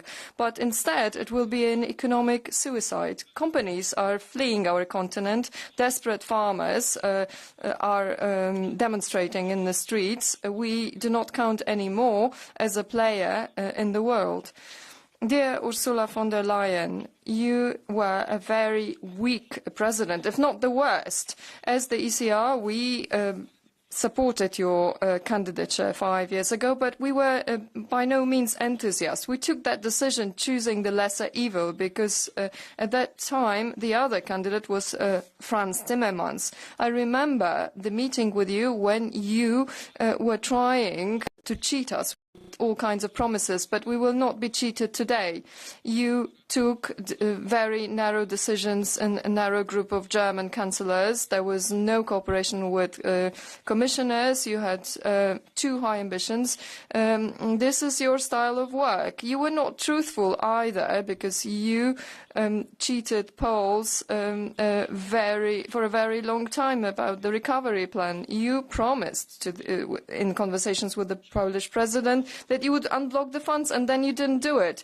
Transparency was not your strength either. We remember your conversations with the head of Pfizer. You treated my country in a very unjust way.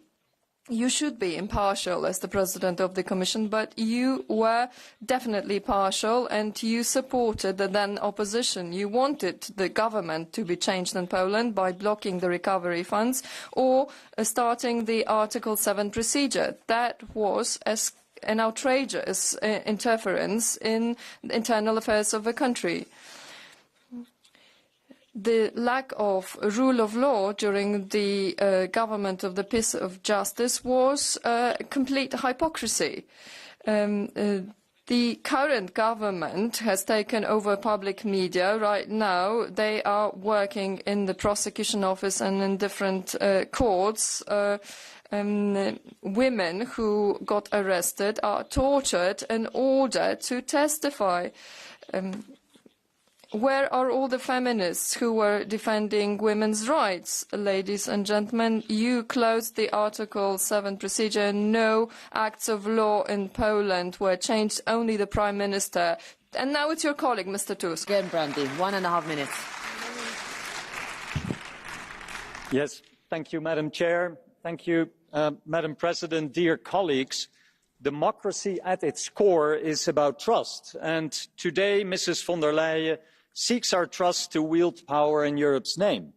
And on behalf of Renew Europe, let me be fair and honest. This is not an easy choice.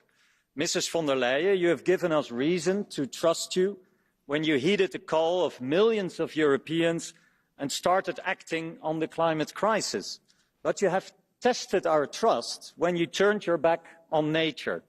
European citizens, including farmers, need protection against extreme weather and the mass extinction of life on our planet.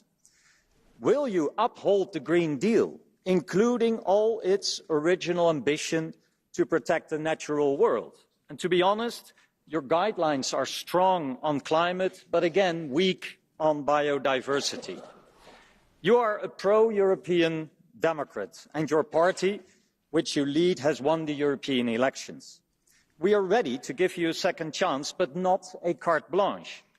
Mrs. von der Leyen, will you not only talk like a Democrat, but act like one as well? And our President, Roberta Metsola, just showed that only a firm hand works with extremists. European citizens need your protection against national leaders tearing the fabric of our values apart.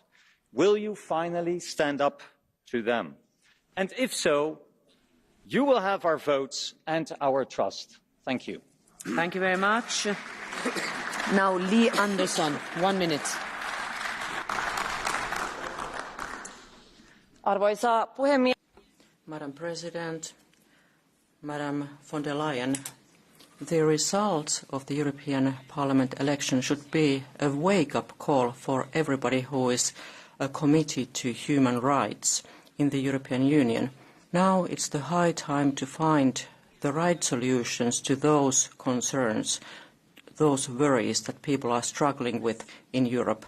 Prices are going up, fewer and fewer have enough money, and the austerity policy will strangle those with low incomes. Now we have to invest in fair work conditions, employment conditions. We have to fight poverty. We have to find affordable housing to people. These are important objectives, but strategies, seminars, beautiful words are not enough. We also need to use our legislative power, and therefore my question to you is that where are the concrete actions to assure health and safety at work, due diligence and others, these socially just initiatives? Thank you. Sarah Knafo, 1 minute. Madame la Présidente. Madam President, today, irrespective of your party or nationality, tell the people of Europe who you really are. Are you really at their service, or are you just their commanders? Do you really believe in their creativity, their intelligence and in their future? I ask Ms. von der Leyen, what have Europeans done to be treated in this way? You haven't kept your promises, Ms. von der Leyen, but you have a track record. So, we vote no on 3 counts. No for those who defend liberty. No on behalf of those who guarantee prosperity. And no because we want to support those who protect Europe, not those who expose them to Islamization and immigration. So no, no and no. Don't be a politician, be a European. Merci. Now I give the floor to Judita Lasakova. 1.5 minutes. Vážená pani predsedníčka, vážení prítomní, pani Ursula.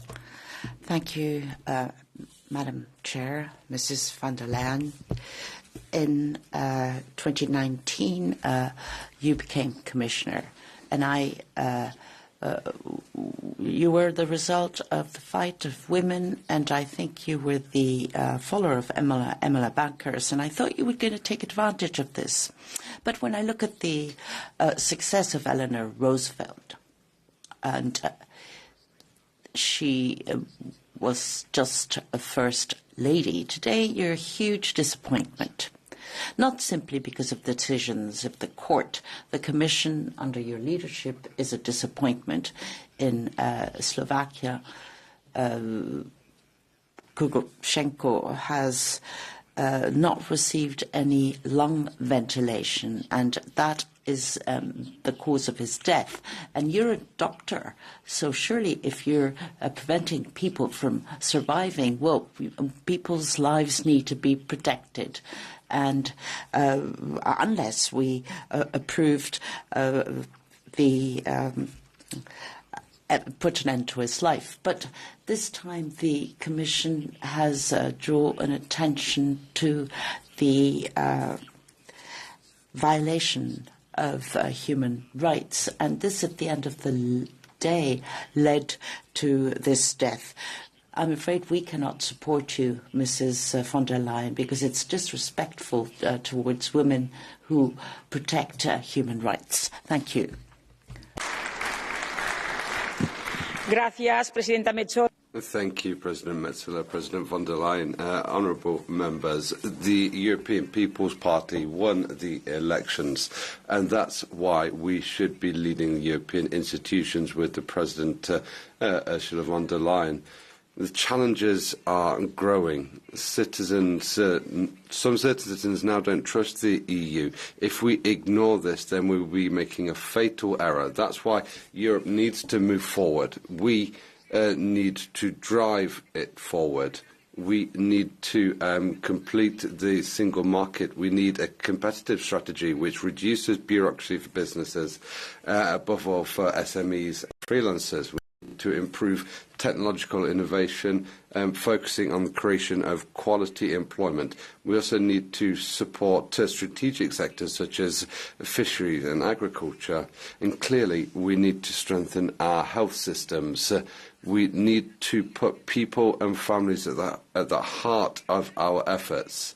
It's also important to strengthen our economy, but we also to strengthen our values and strengthen the rule of law. That's why it's unacceptable that certain governments support specific people. It's why we're putting. We cannot accept that judges are being instructed to take certain investigations. And this is something that is happening. This is an anomaly here in Europe. The future of Europe, the success of the European Union will depend on what we do for the economy, but also how we defend our democracy. We need to do this together. It's our obligation as European Democrats. That's why you have our trust, President von der Leyen. René Repasi, 1 minute.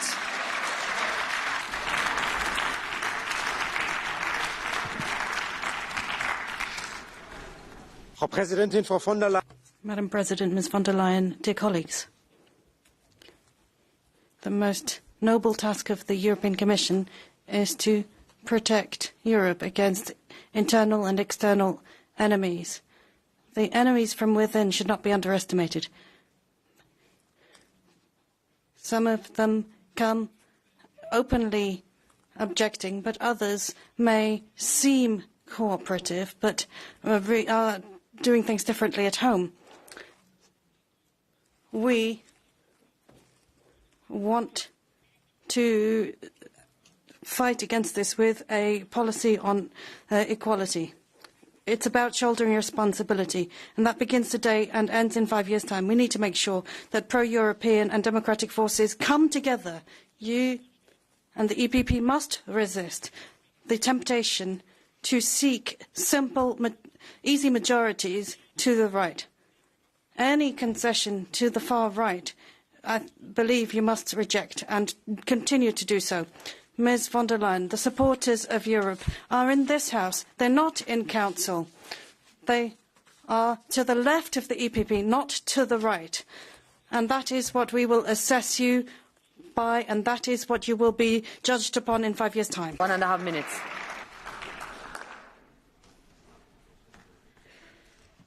Vážená paní předsedkyně, vážení kolegové. President, colleagues. Well, today we're here in the European Parliament and we're sitting here all together and we were all elected democratically and therefore we represent the millions of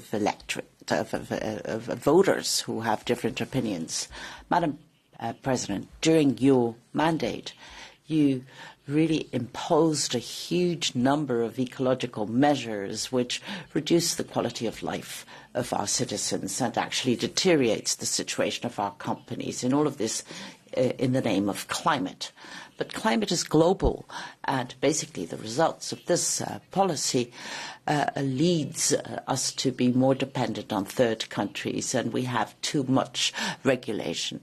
Citizens want a strong, competitive Europe, and the objective of the Commission, therefore, is to find common paths to achieve these results across all member states. But I think here you're playing chess. You've simply decided that those against you don't exist and that Europe needs certainties. You tell us that your path is the only correct path, and those of us who disagree are against Europe. That's a simplification, and it's a dangerous logic because it undermines the base, the foundations of our union. What about our common slogan? The European Union united in diversity, the European Union based on tolerance and the principles of respect and democracy. But you are trying to achieve by bending towards those who didn't really support you. She has been interrupted by the President. Next speaker, Charlie Rallamy. Fru talman, fru von... Thank you, Madam President. Ms von der Leyen, European voters have sent a very clear message. They have voted for a centre-right majority in the European Parliament. However, Ms von der Leyen, you and the EPP party have chosen to turn to the left, and we've seen the results of that. You didn't use the word nuclear in your speech. After 5 years of focusing on wind turbines, you didn't mention nuclear. You didn't mention crimes which are committed by illegal migrants in Europe. The Migration Pact was adopted during the previous mandate. It doesn't go far enough. You speak about health and housing policy. In order to do this, we need to change the treaties. You have a centre-left programme, a green programme that you've presented. We can't accept it. Thank you. 1.5 minutes. Thank you, Madam President of the European Parliament, dear Roberta, Frau von der Leyen, distinguished guests, fellow MEPs. Today we are not choosing only a President of the European Commission and its political guidelines. I think we are actually choosing a destination and a path to that destination. We are choosing where we want Europe to be in 5 years' time, and we are choosing what measures will take us there.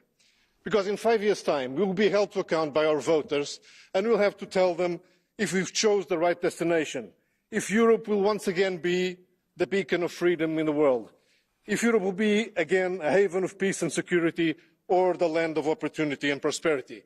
And they will ask us if we chose the right path. Did we hear the legitimate concerns of our citizens? Did we make up the difficult choices that we have to make and the difficult reforms that we have to make to meet these concerns? And did we recognise, above all, that sustainable economic growth is the first priority in order to provide resources to meet all other challenges?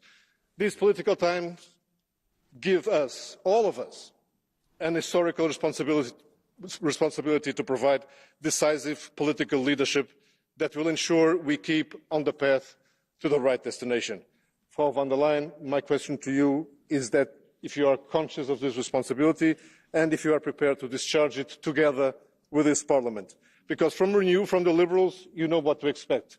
Loyal, constructive, but demanding cooperation to make sure that Europe keeps on the right path, reaches tonight the right destination. Let's get it done. Thank you. Thank you. Obrigado. I give the floor now to Lynn Boylan. 1 minute. The rule of law is the glue that binds our union together. Those are your words, Madam von der Leyen. So why is it that in your eyes some people are more equal in law than others? Why is it that human rights are applicable in some conflicts but not others? Why are the lives of Palestinians not worthy of the same human rights, the same international law, the same humanity? We are witnessing the most documented genocide in history, and still there are no consequences for Israel. When you declared Europe stands with Israel, when you stood shoulder to shoulder with Netanyahu, you green-lighted this genocide. The double standards, the hypocrisy with how you reacted to the conflict in Ukraine compared to Gaza has done untold damage on the world stage to the European Union. There are no sanctions. No suspension of trade. In fact, EU money and arms continues to flow to Israel. 40,000 civilians slaughtered, children burned alive in their tents, and still no consequences. Colleagues, today, say no to genocide and say no to von der Leyen. I give the floor next to Christina Anderson. 1 minute.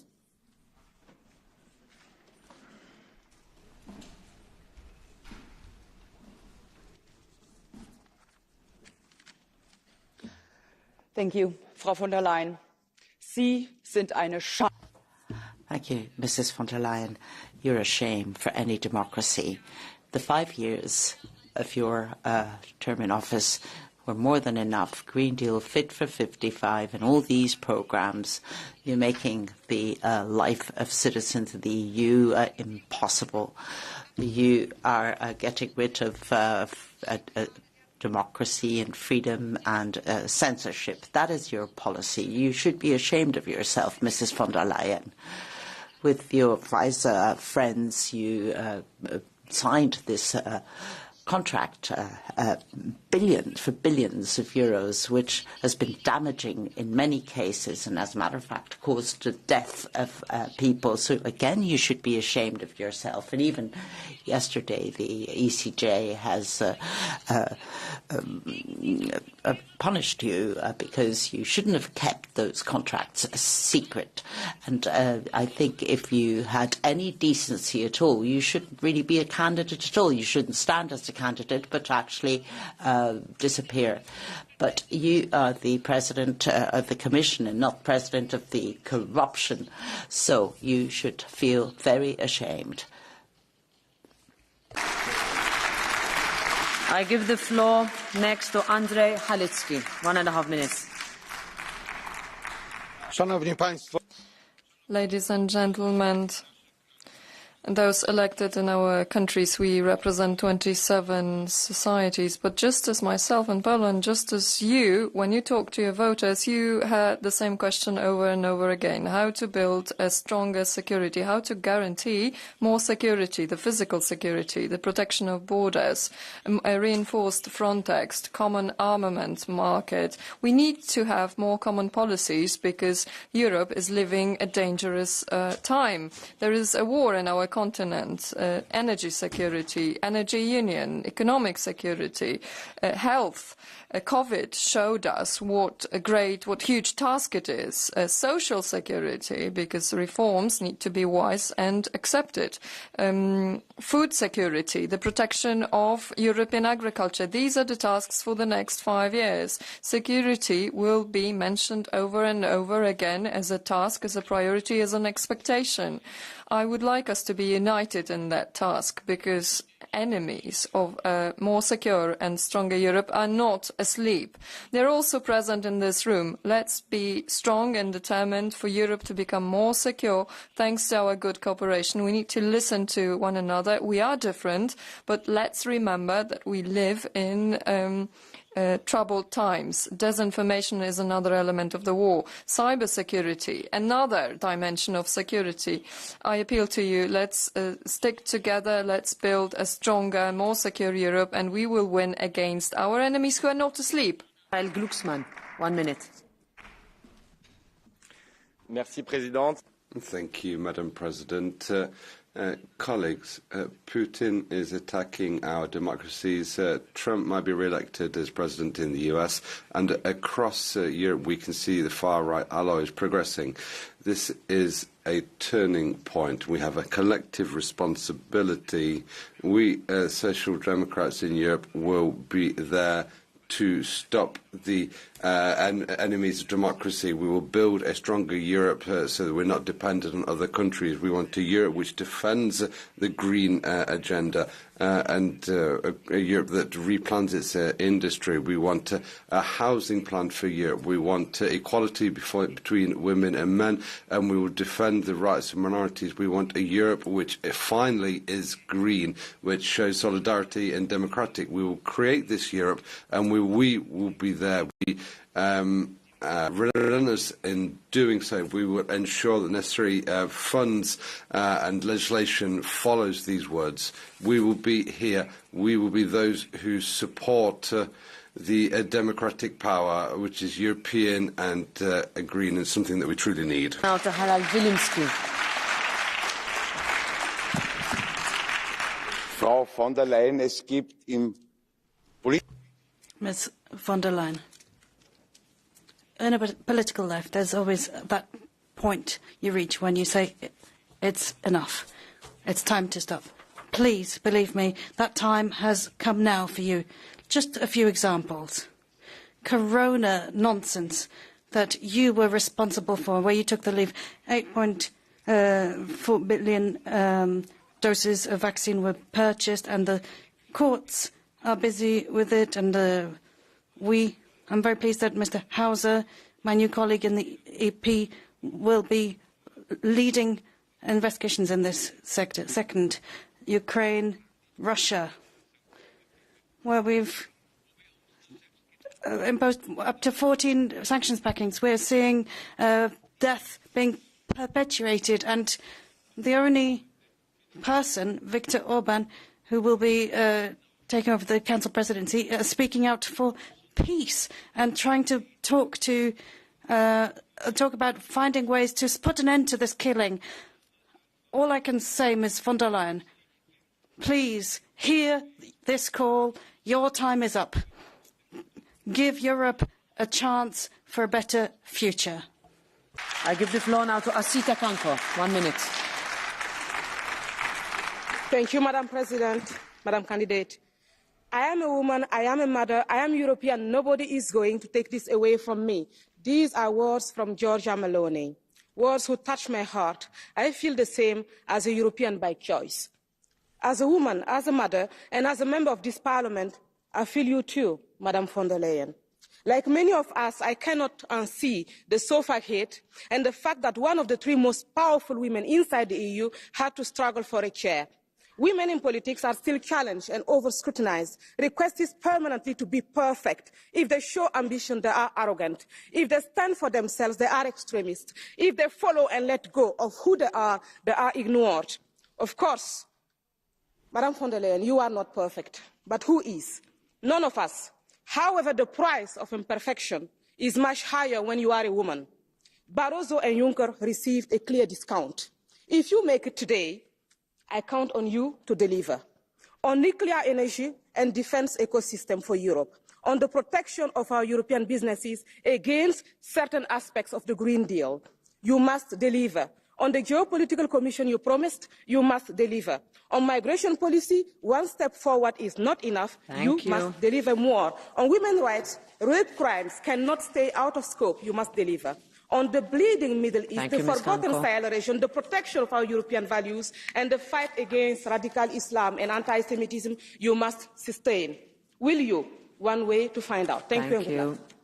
Next, Thomas Tobé, 1.5 minutes. Madam President, colleagues, today is a choice between political stability or division, between leadership or political chaos. Today I'm urging all colleagues of this House to vote in favour of Madame von der Leyen as President of the Commission, because seriously, we face grave challenges ahead. There is a war on our continent. There are great uncertainty about the possibility of a new administration in the US, and at home we still have to face issues such as migration, climate and competitiveness. To overcome these challenges, we need political stability. Any other outcome of the vote today would mean the opposite. It would be a gift for Putin and for Orban. We cannot waste any time. We have to get to work. From the EPP group, I would especially like to highlight that we are pleased to see that we will finally deliver on a common European response in the fight against organised crime. This must be a top priority in the coming 5 years. And most importantly, we have to continue to stand with Ukraine for as long as it takes. And on that, I know that Ukraine, Sweden and EPP knows that we can count on you, Ursula. Thank you. Thank you very much. Mr. Tobé, now Vice President Negrescu. 1 minute. Madam President, colleagues, we are today in front of a key vote for the next European Commission. But I also must say for how we would like to see the future of Europe. After seeing what happened today in the plenary, our Romanian PSD delegation calls for responsibility, while also underlining the priorities we have for the future Commission. We strongly believe more needs to be done in enabling this year the full accession of Romania to the Schengen area. We also want to emphasise the need for better policies allowing Europe to remain an economic leader, competitive with a strong industry, dynamic SMEs and an adequate budget for the challenges we face. And we believe we can actively contribute to that. Last but not least, we need more support for farmers, rural areas and local investment. Equal pay for equal work also means fair subsidies for our farmers, while the cohesion policy needs to remain at the core of regional development. We want a Commission that is in contact with citizens and providing solutions to their need for better living conditions, and we believe we can work with you in doing that. Thank you so much. Thank you. Next, Jorge Buxade Villalba. 1 minute. Gracias, Presidente. Thank you, Madam President. Candidate, more than 230,000 illegal immigrants entered Spain, and they didn't really just come by coincidence. It's because we've attracted them. And what you want to do is to spread them across Europe so that we don't notice them. You're exploiting workers, money for the employers by protecting the environment. There's been a mass redundancy plan. You force farmers to come and demonstrate because they're in a state of misery. Brussels has given 600 million euros to Moroccan producers, farmers, and we've had a lot of health alerts because of this type of imports. And the food sovereignty and food security of Spain have been endangered. And you've also supported Pedro Sanchez as far as legal independence is concerned and other issues, so that you get his support in council. So we have no single reason to vote for you, but it's obviously clear that S&D, EPP and Greens will support you until the very end. 1.5 minutes. Thank you, Madam President. Madam President, President von der Leyen, dear colleagues, the world is looking at us today. This is why I say, let us rise to our task today. Today is a day to put differences aside. Today is a day to be united and aware of our responsibility. Today, we need to defend Europe from those who take their orders from Moscow and Beijing. And with Ursula von der Leyen, we have a candidate ready to serve Europe, and we have a programme which reflects the priorities of all those who believe in a strong and united European Union.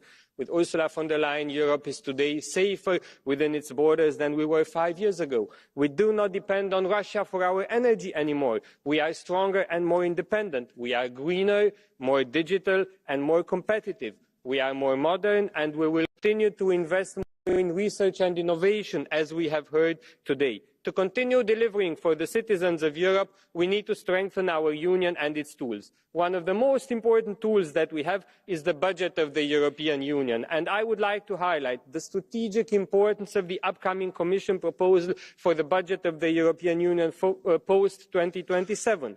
This should preserve the basic architecture and the logic of the budget and take fully account the Parliament's view. The budget is our main investment tool. It has to be protected and strengthened. And to ensure predictability, we need own resources for the Union. And President von der Leyen, we fully support your approach. Whoever wants European funds has to respect European values. This is why, dear colleagues, I say today, if we ask people to believe in Europe, we need to show as parliamentarians that we believe in Europe, in our democracy, in our rules, in values, and vote for our Commission President. Thank you very much. Thank you, Mr. Muresan. Next, Helen Fritzon, 1 minute. Fru talman, fru von der Leyen. Att få stopp på Thank you, President. Ms. von der Leyen. Stopping Putin's war, more support to Ukraine, ramping up ambition when it comes to combating climate change. All of these are key things, but we need more cooperation within the European Union. We must close the door against to far-right parties. So we welcome your commitment regarding reaching the climate objectives. Well, 90% by 2050 isn't enough. We, as Social Democrats, can show the way, we can lead the way for Europe to become the first climate-neutral continent. And we welcome the new equality strategy, a commissioner for equality and a roadmap, yes. But for all of this to be strengthened, we need to have it in the very foundation of the legal system in Europe. Well, thank you. I don't think you need to say that you're going to be a president of all of us, since you didn't come and speak to some of the political groups who represent millions of voters. Well, as a matter of fact, you concluded your election campaign, then all the good intentions disappeared on this whole Green Deal issue. Somebody may have believed you, but the agreement with the Greens brings us back to the times of Timmermans. So apart from the fact of whether this is going to be a smooth term, the centre-right is supporting you, but then you've asked for the support of the Greens and to strengthen the Green Deal. So La Lega says no, very clearly, no to Mrs. von der Leyen. Nothing personal. Please don't take this personally, because I think that we could be close. But to be President of the Commission, that's a different story. Thank you.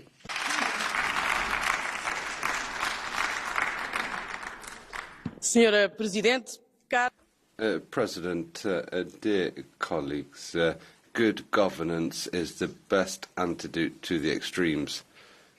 It's important not to forget what's happened over the past 5 years. They've been 5 difficult years, years of a pandemic, of fear, of the cost of living crisis, and 5 years marked by war.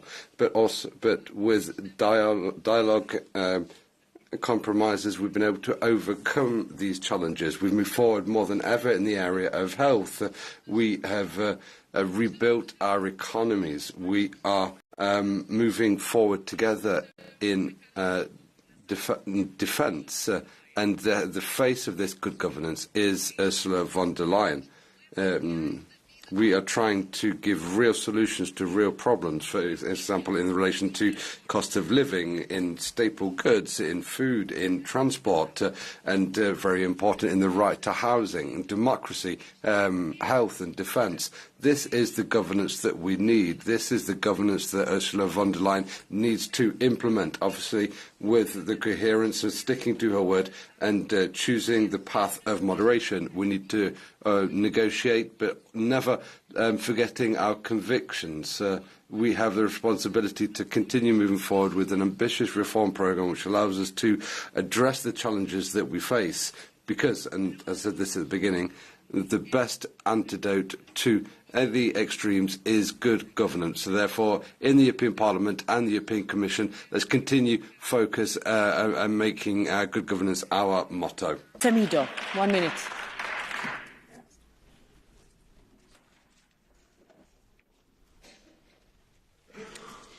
Obrigada, Senhora Presidente. Thank you, Madam President, Ms von der Leyen. Over the last few days, we all worked very hard to make sure that the package of nominations for the high posts of the European institutions, but also the commitments towards European citizens would be respected. And today we learned about your programme for the next mandate. We welcome the steps that were taken to come closer to our agenda: employment, housing, and green and digital transitions. We can recognise our flagship policies here, but we have high expectations. Europeans have high expectations for the next 5 years. On top of ecological green pact, we need more of a social pact. We need, in addition to regular migration, more humanism. We also need peace for Israel and Palestine, as well as peace for Ukraine. We will not let down or falter on our commitments. But that challenge begins today, and we will be following very closely your actions in the next few years. So our support is a message of hope, but also a call for responsibility to make this Europe a reality. Thank you. Quite a lot behind time. We'll see where we arrive in 5 minutes. Łukasz Kochut first. Bardzo się cieszę, że zdecydowałaś. Madam President, I'm very happy you wanted to be a candidate for the President of the European Commission again. In this term of office, we will be speaking incessantly about security. Our main task will be to secure the sky above the houses of Europeans and secure peace. But I'd like to pay attention to other aspects. We need to prolong the time to use next generation EU funds. Local government activists, not only from Poland, talk about this, and I think prolonging by 2 years the application of those funds would be a good solution. Second of all, protection of minority languages and minority communities. It's time to go back to that project because still in Europe there are communities like my own, Silesian, that need protection from Europe. And third of all, notification of the social contract, transformation, remembering about humans and the European industry. Predsednica, zadnjih 5 let ni bilo lahkih. Mandat je bil zaznamovan s krizami, vojno na evropskih tleh, covidom, kot tudi naravnimi. Well, there's not been easy over.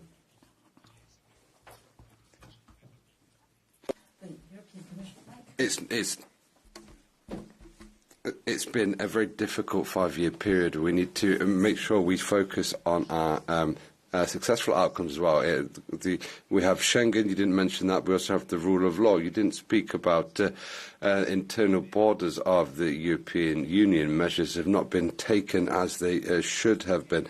You apply certain rules, but there are double standards. They're not always applied in the same way. In Gaza, you don't respect the rules. You look at what you do. When it comes to refugees, when you look at the UN agencies, when we talk about the thousands of Palestinian victims, we're witnessing a genocide. What measures do you think should be taken?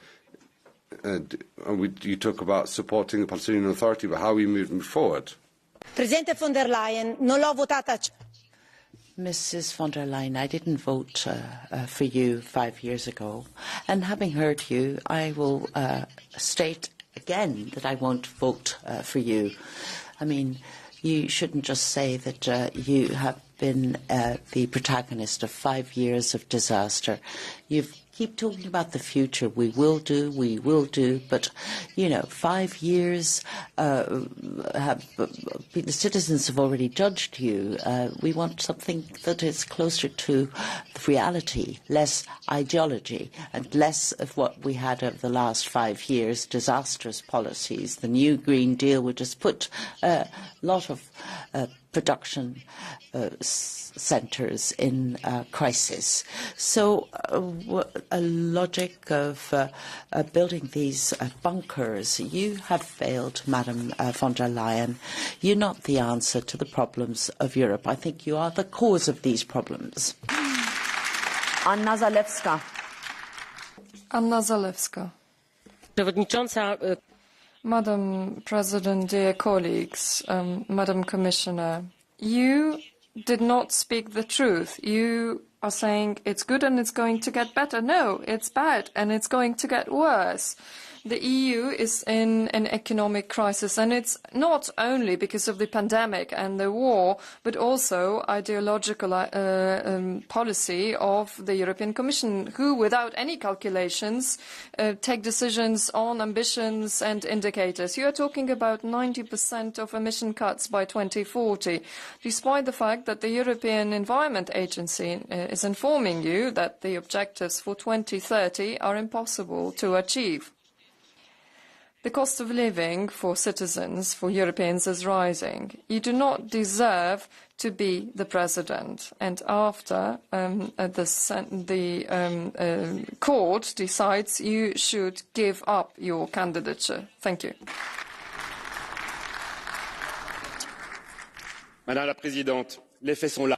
Madam President, the facts are right here. You were the first President of the European Commission to have been pro-environmentalist, and you were the first person to truly defend a climate transition for our children's future and our grandchildren's future, and I thank you for that. We should all thank you for that. Right from the start of your term, when you made your commitment, you put into place a huge environmental project. I'm thinking about the Green Deal, the farm-to-fork strategy, the CO2 and pesticide use reduction targets, but also biodiversity protection and so many others. Now, those ambitions were lowered subsequently, and those issues were largely absent from the election campaign. So my question is clear, Ms. von der Leyen. Will you be as ambitious as you were 5 years ago? What can you do to catch up the time that's been lost so that future generations can live and inhabit a healthy planet? She's not here? Okay, then we close. Is she there? Okay.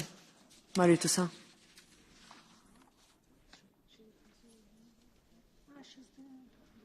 No. Okay. Then we close. And I give the floor to Madame von der Leyen.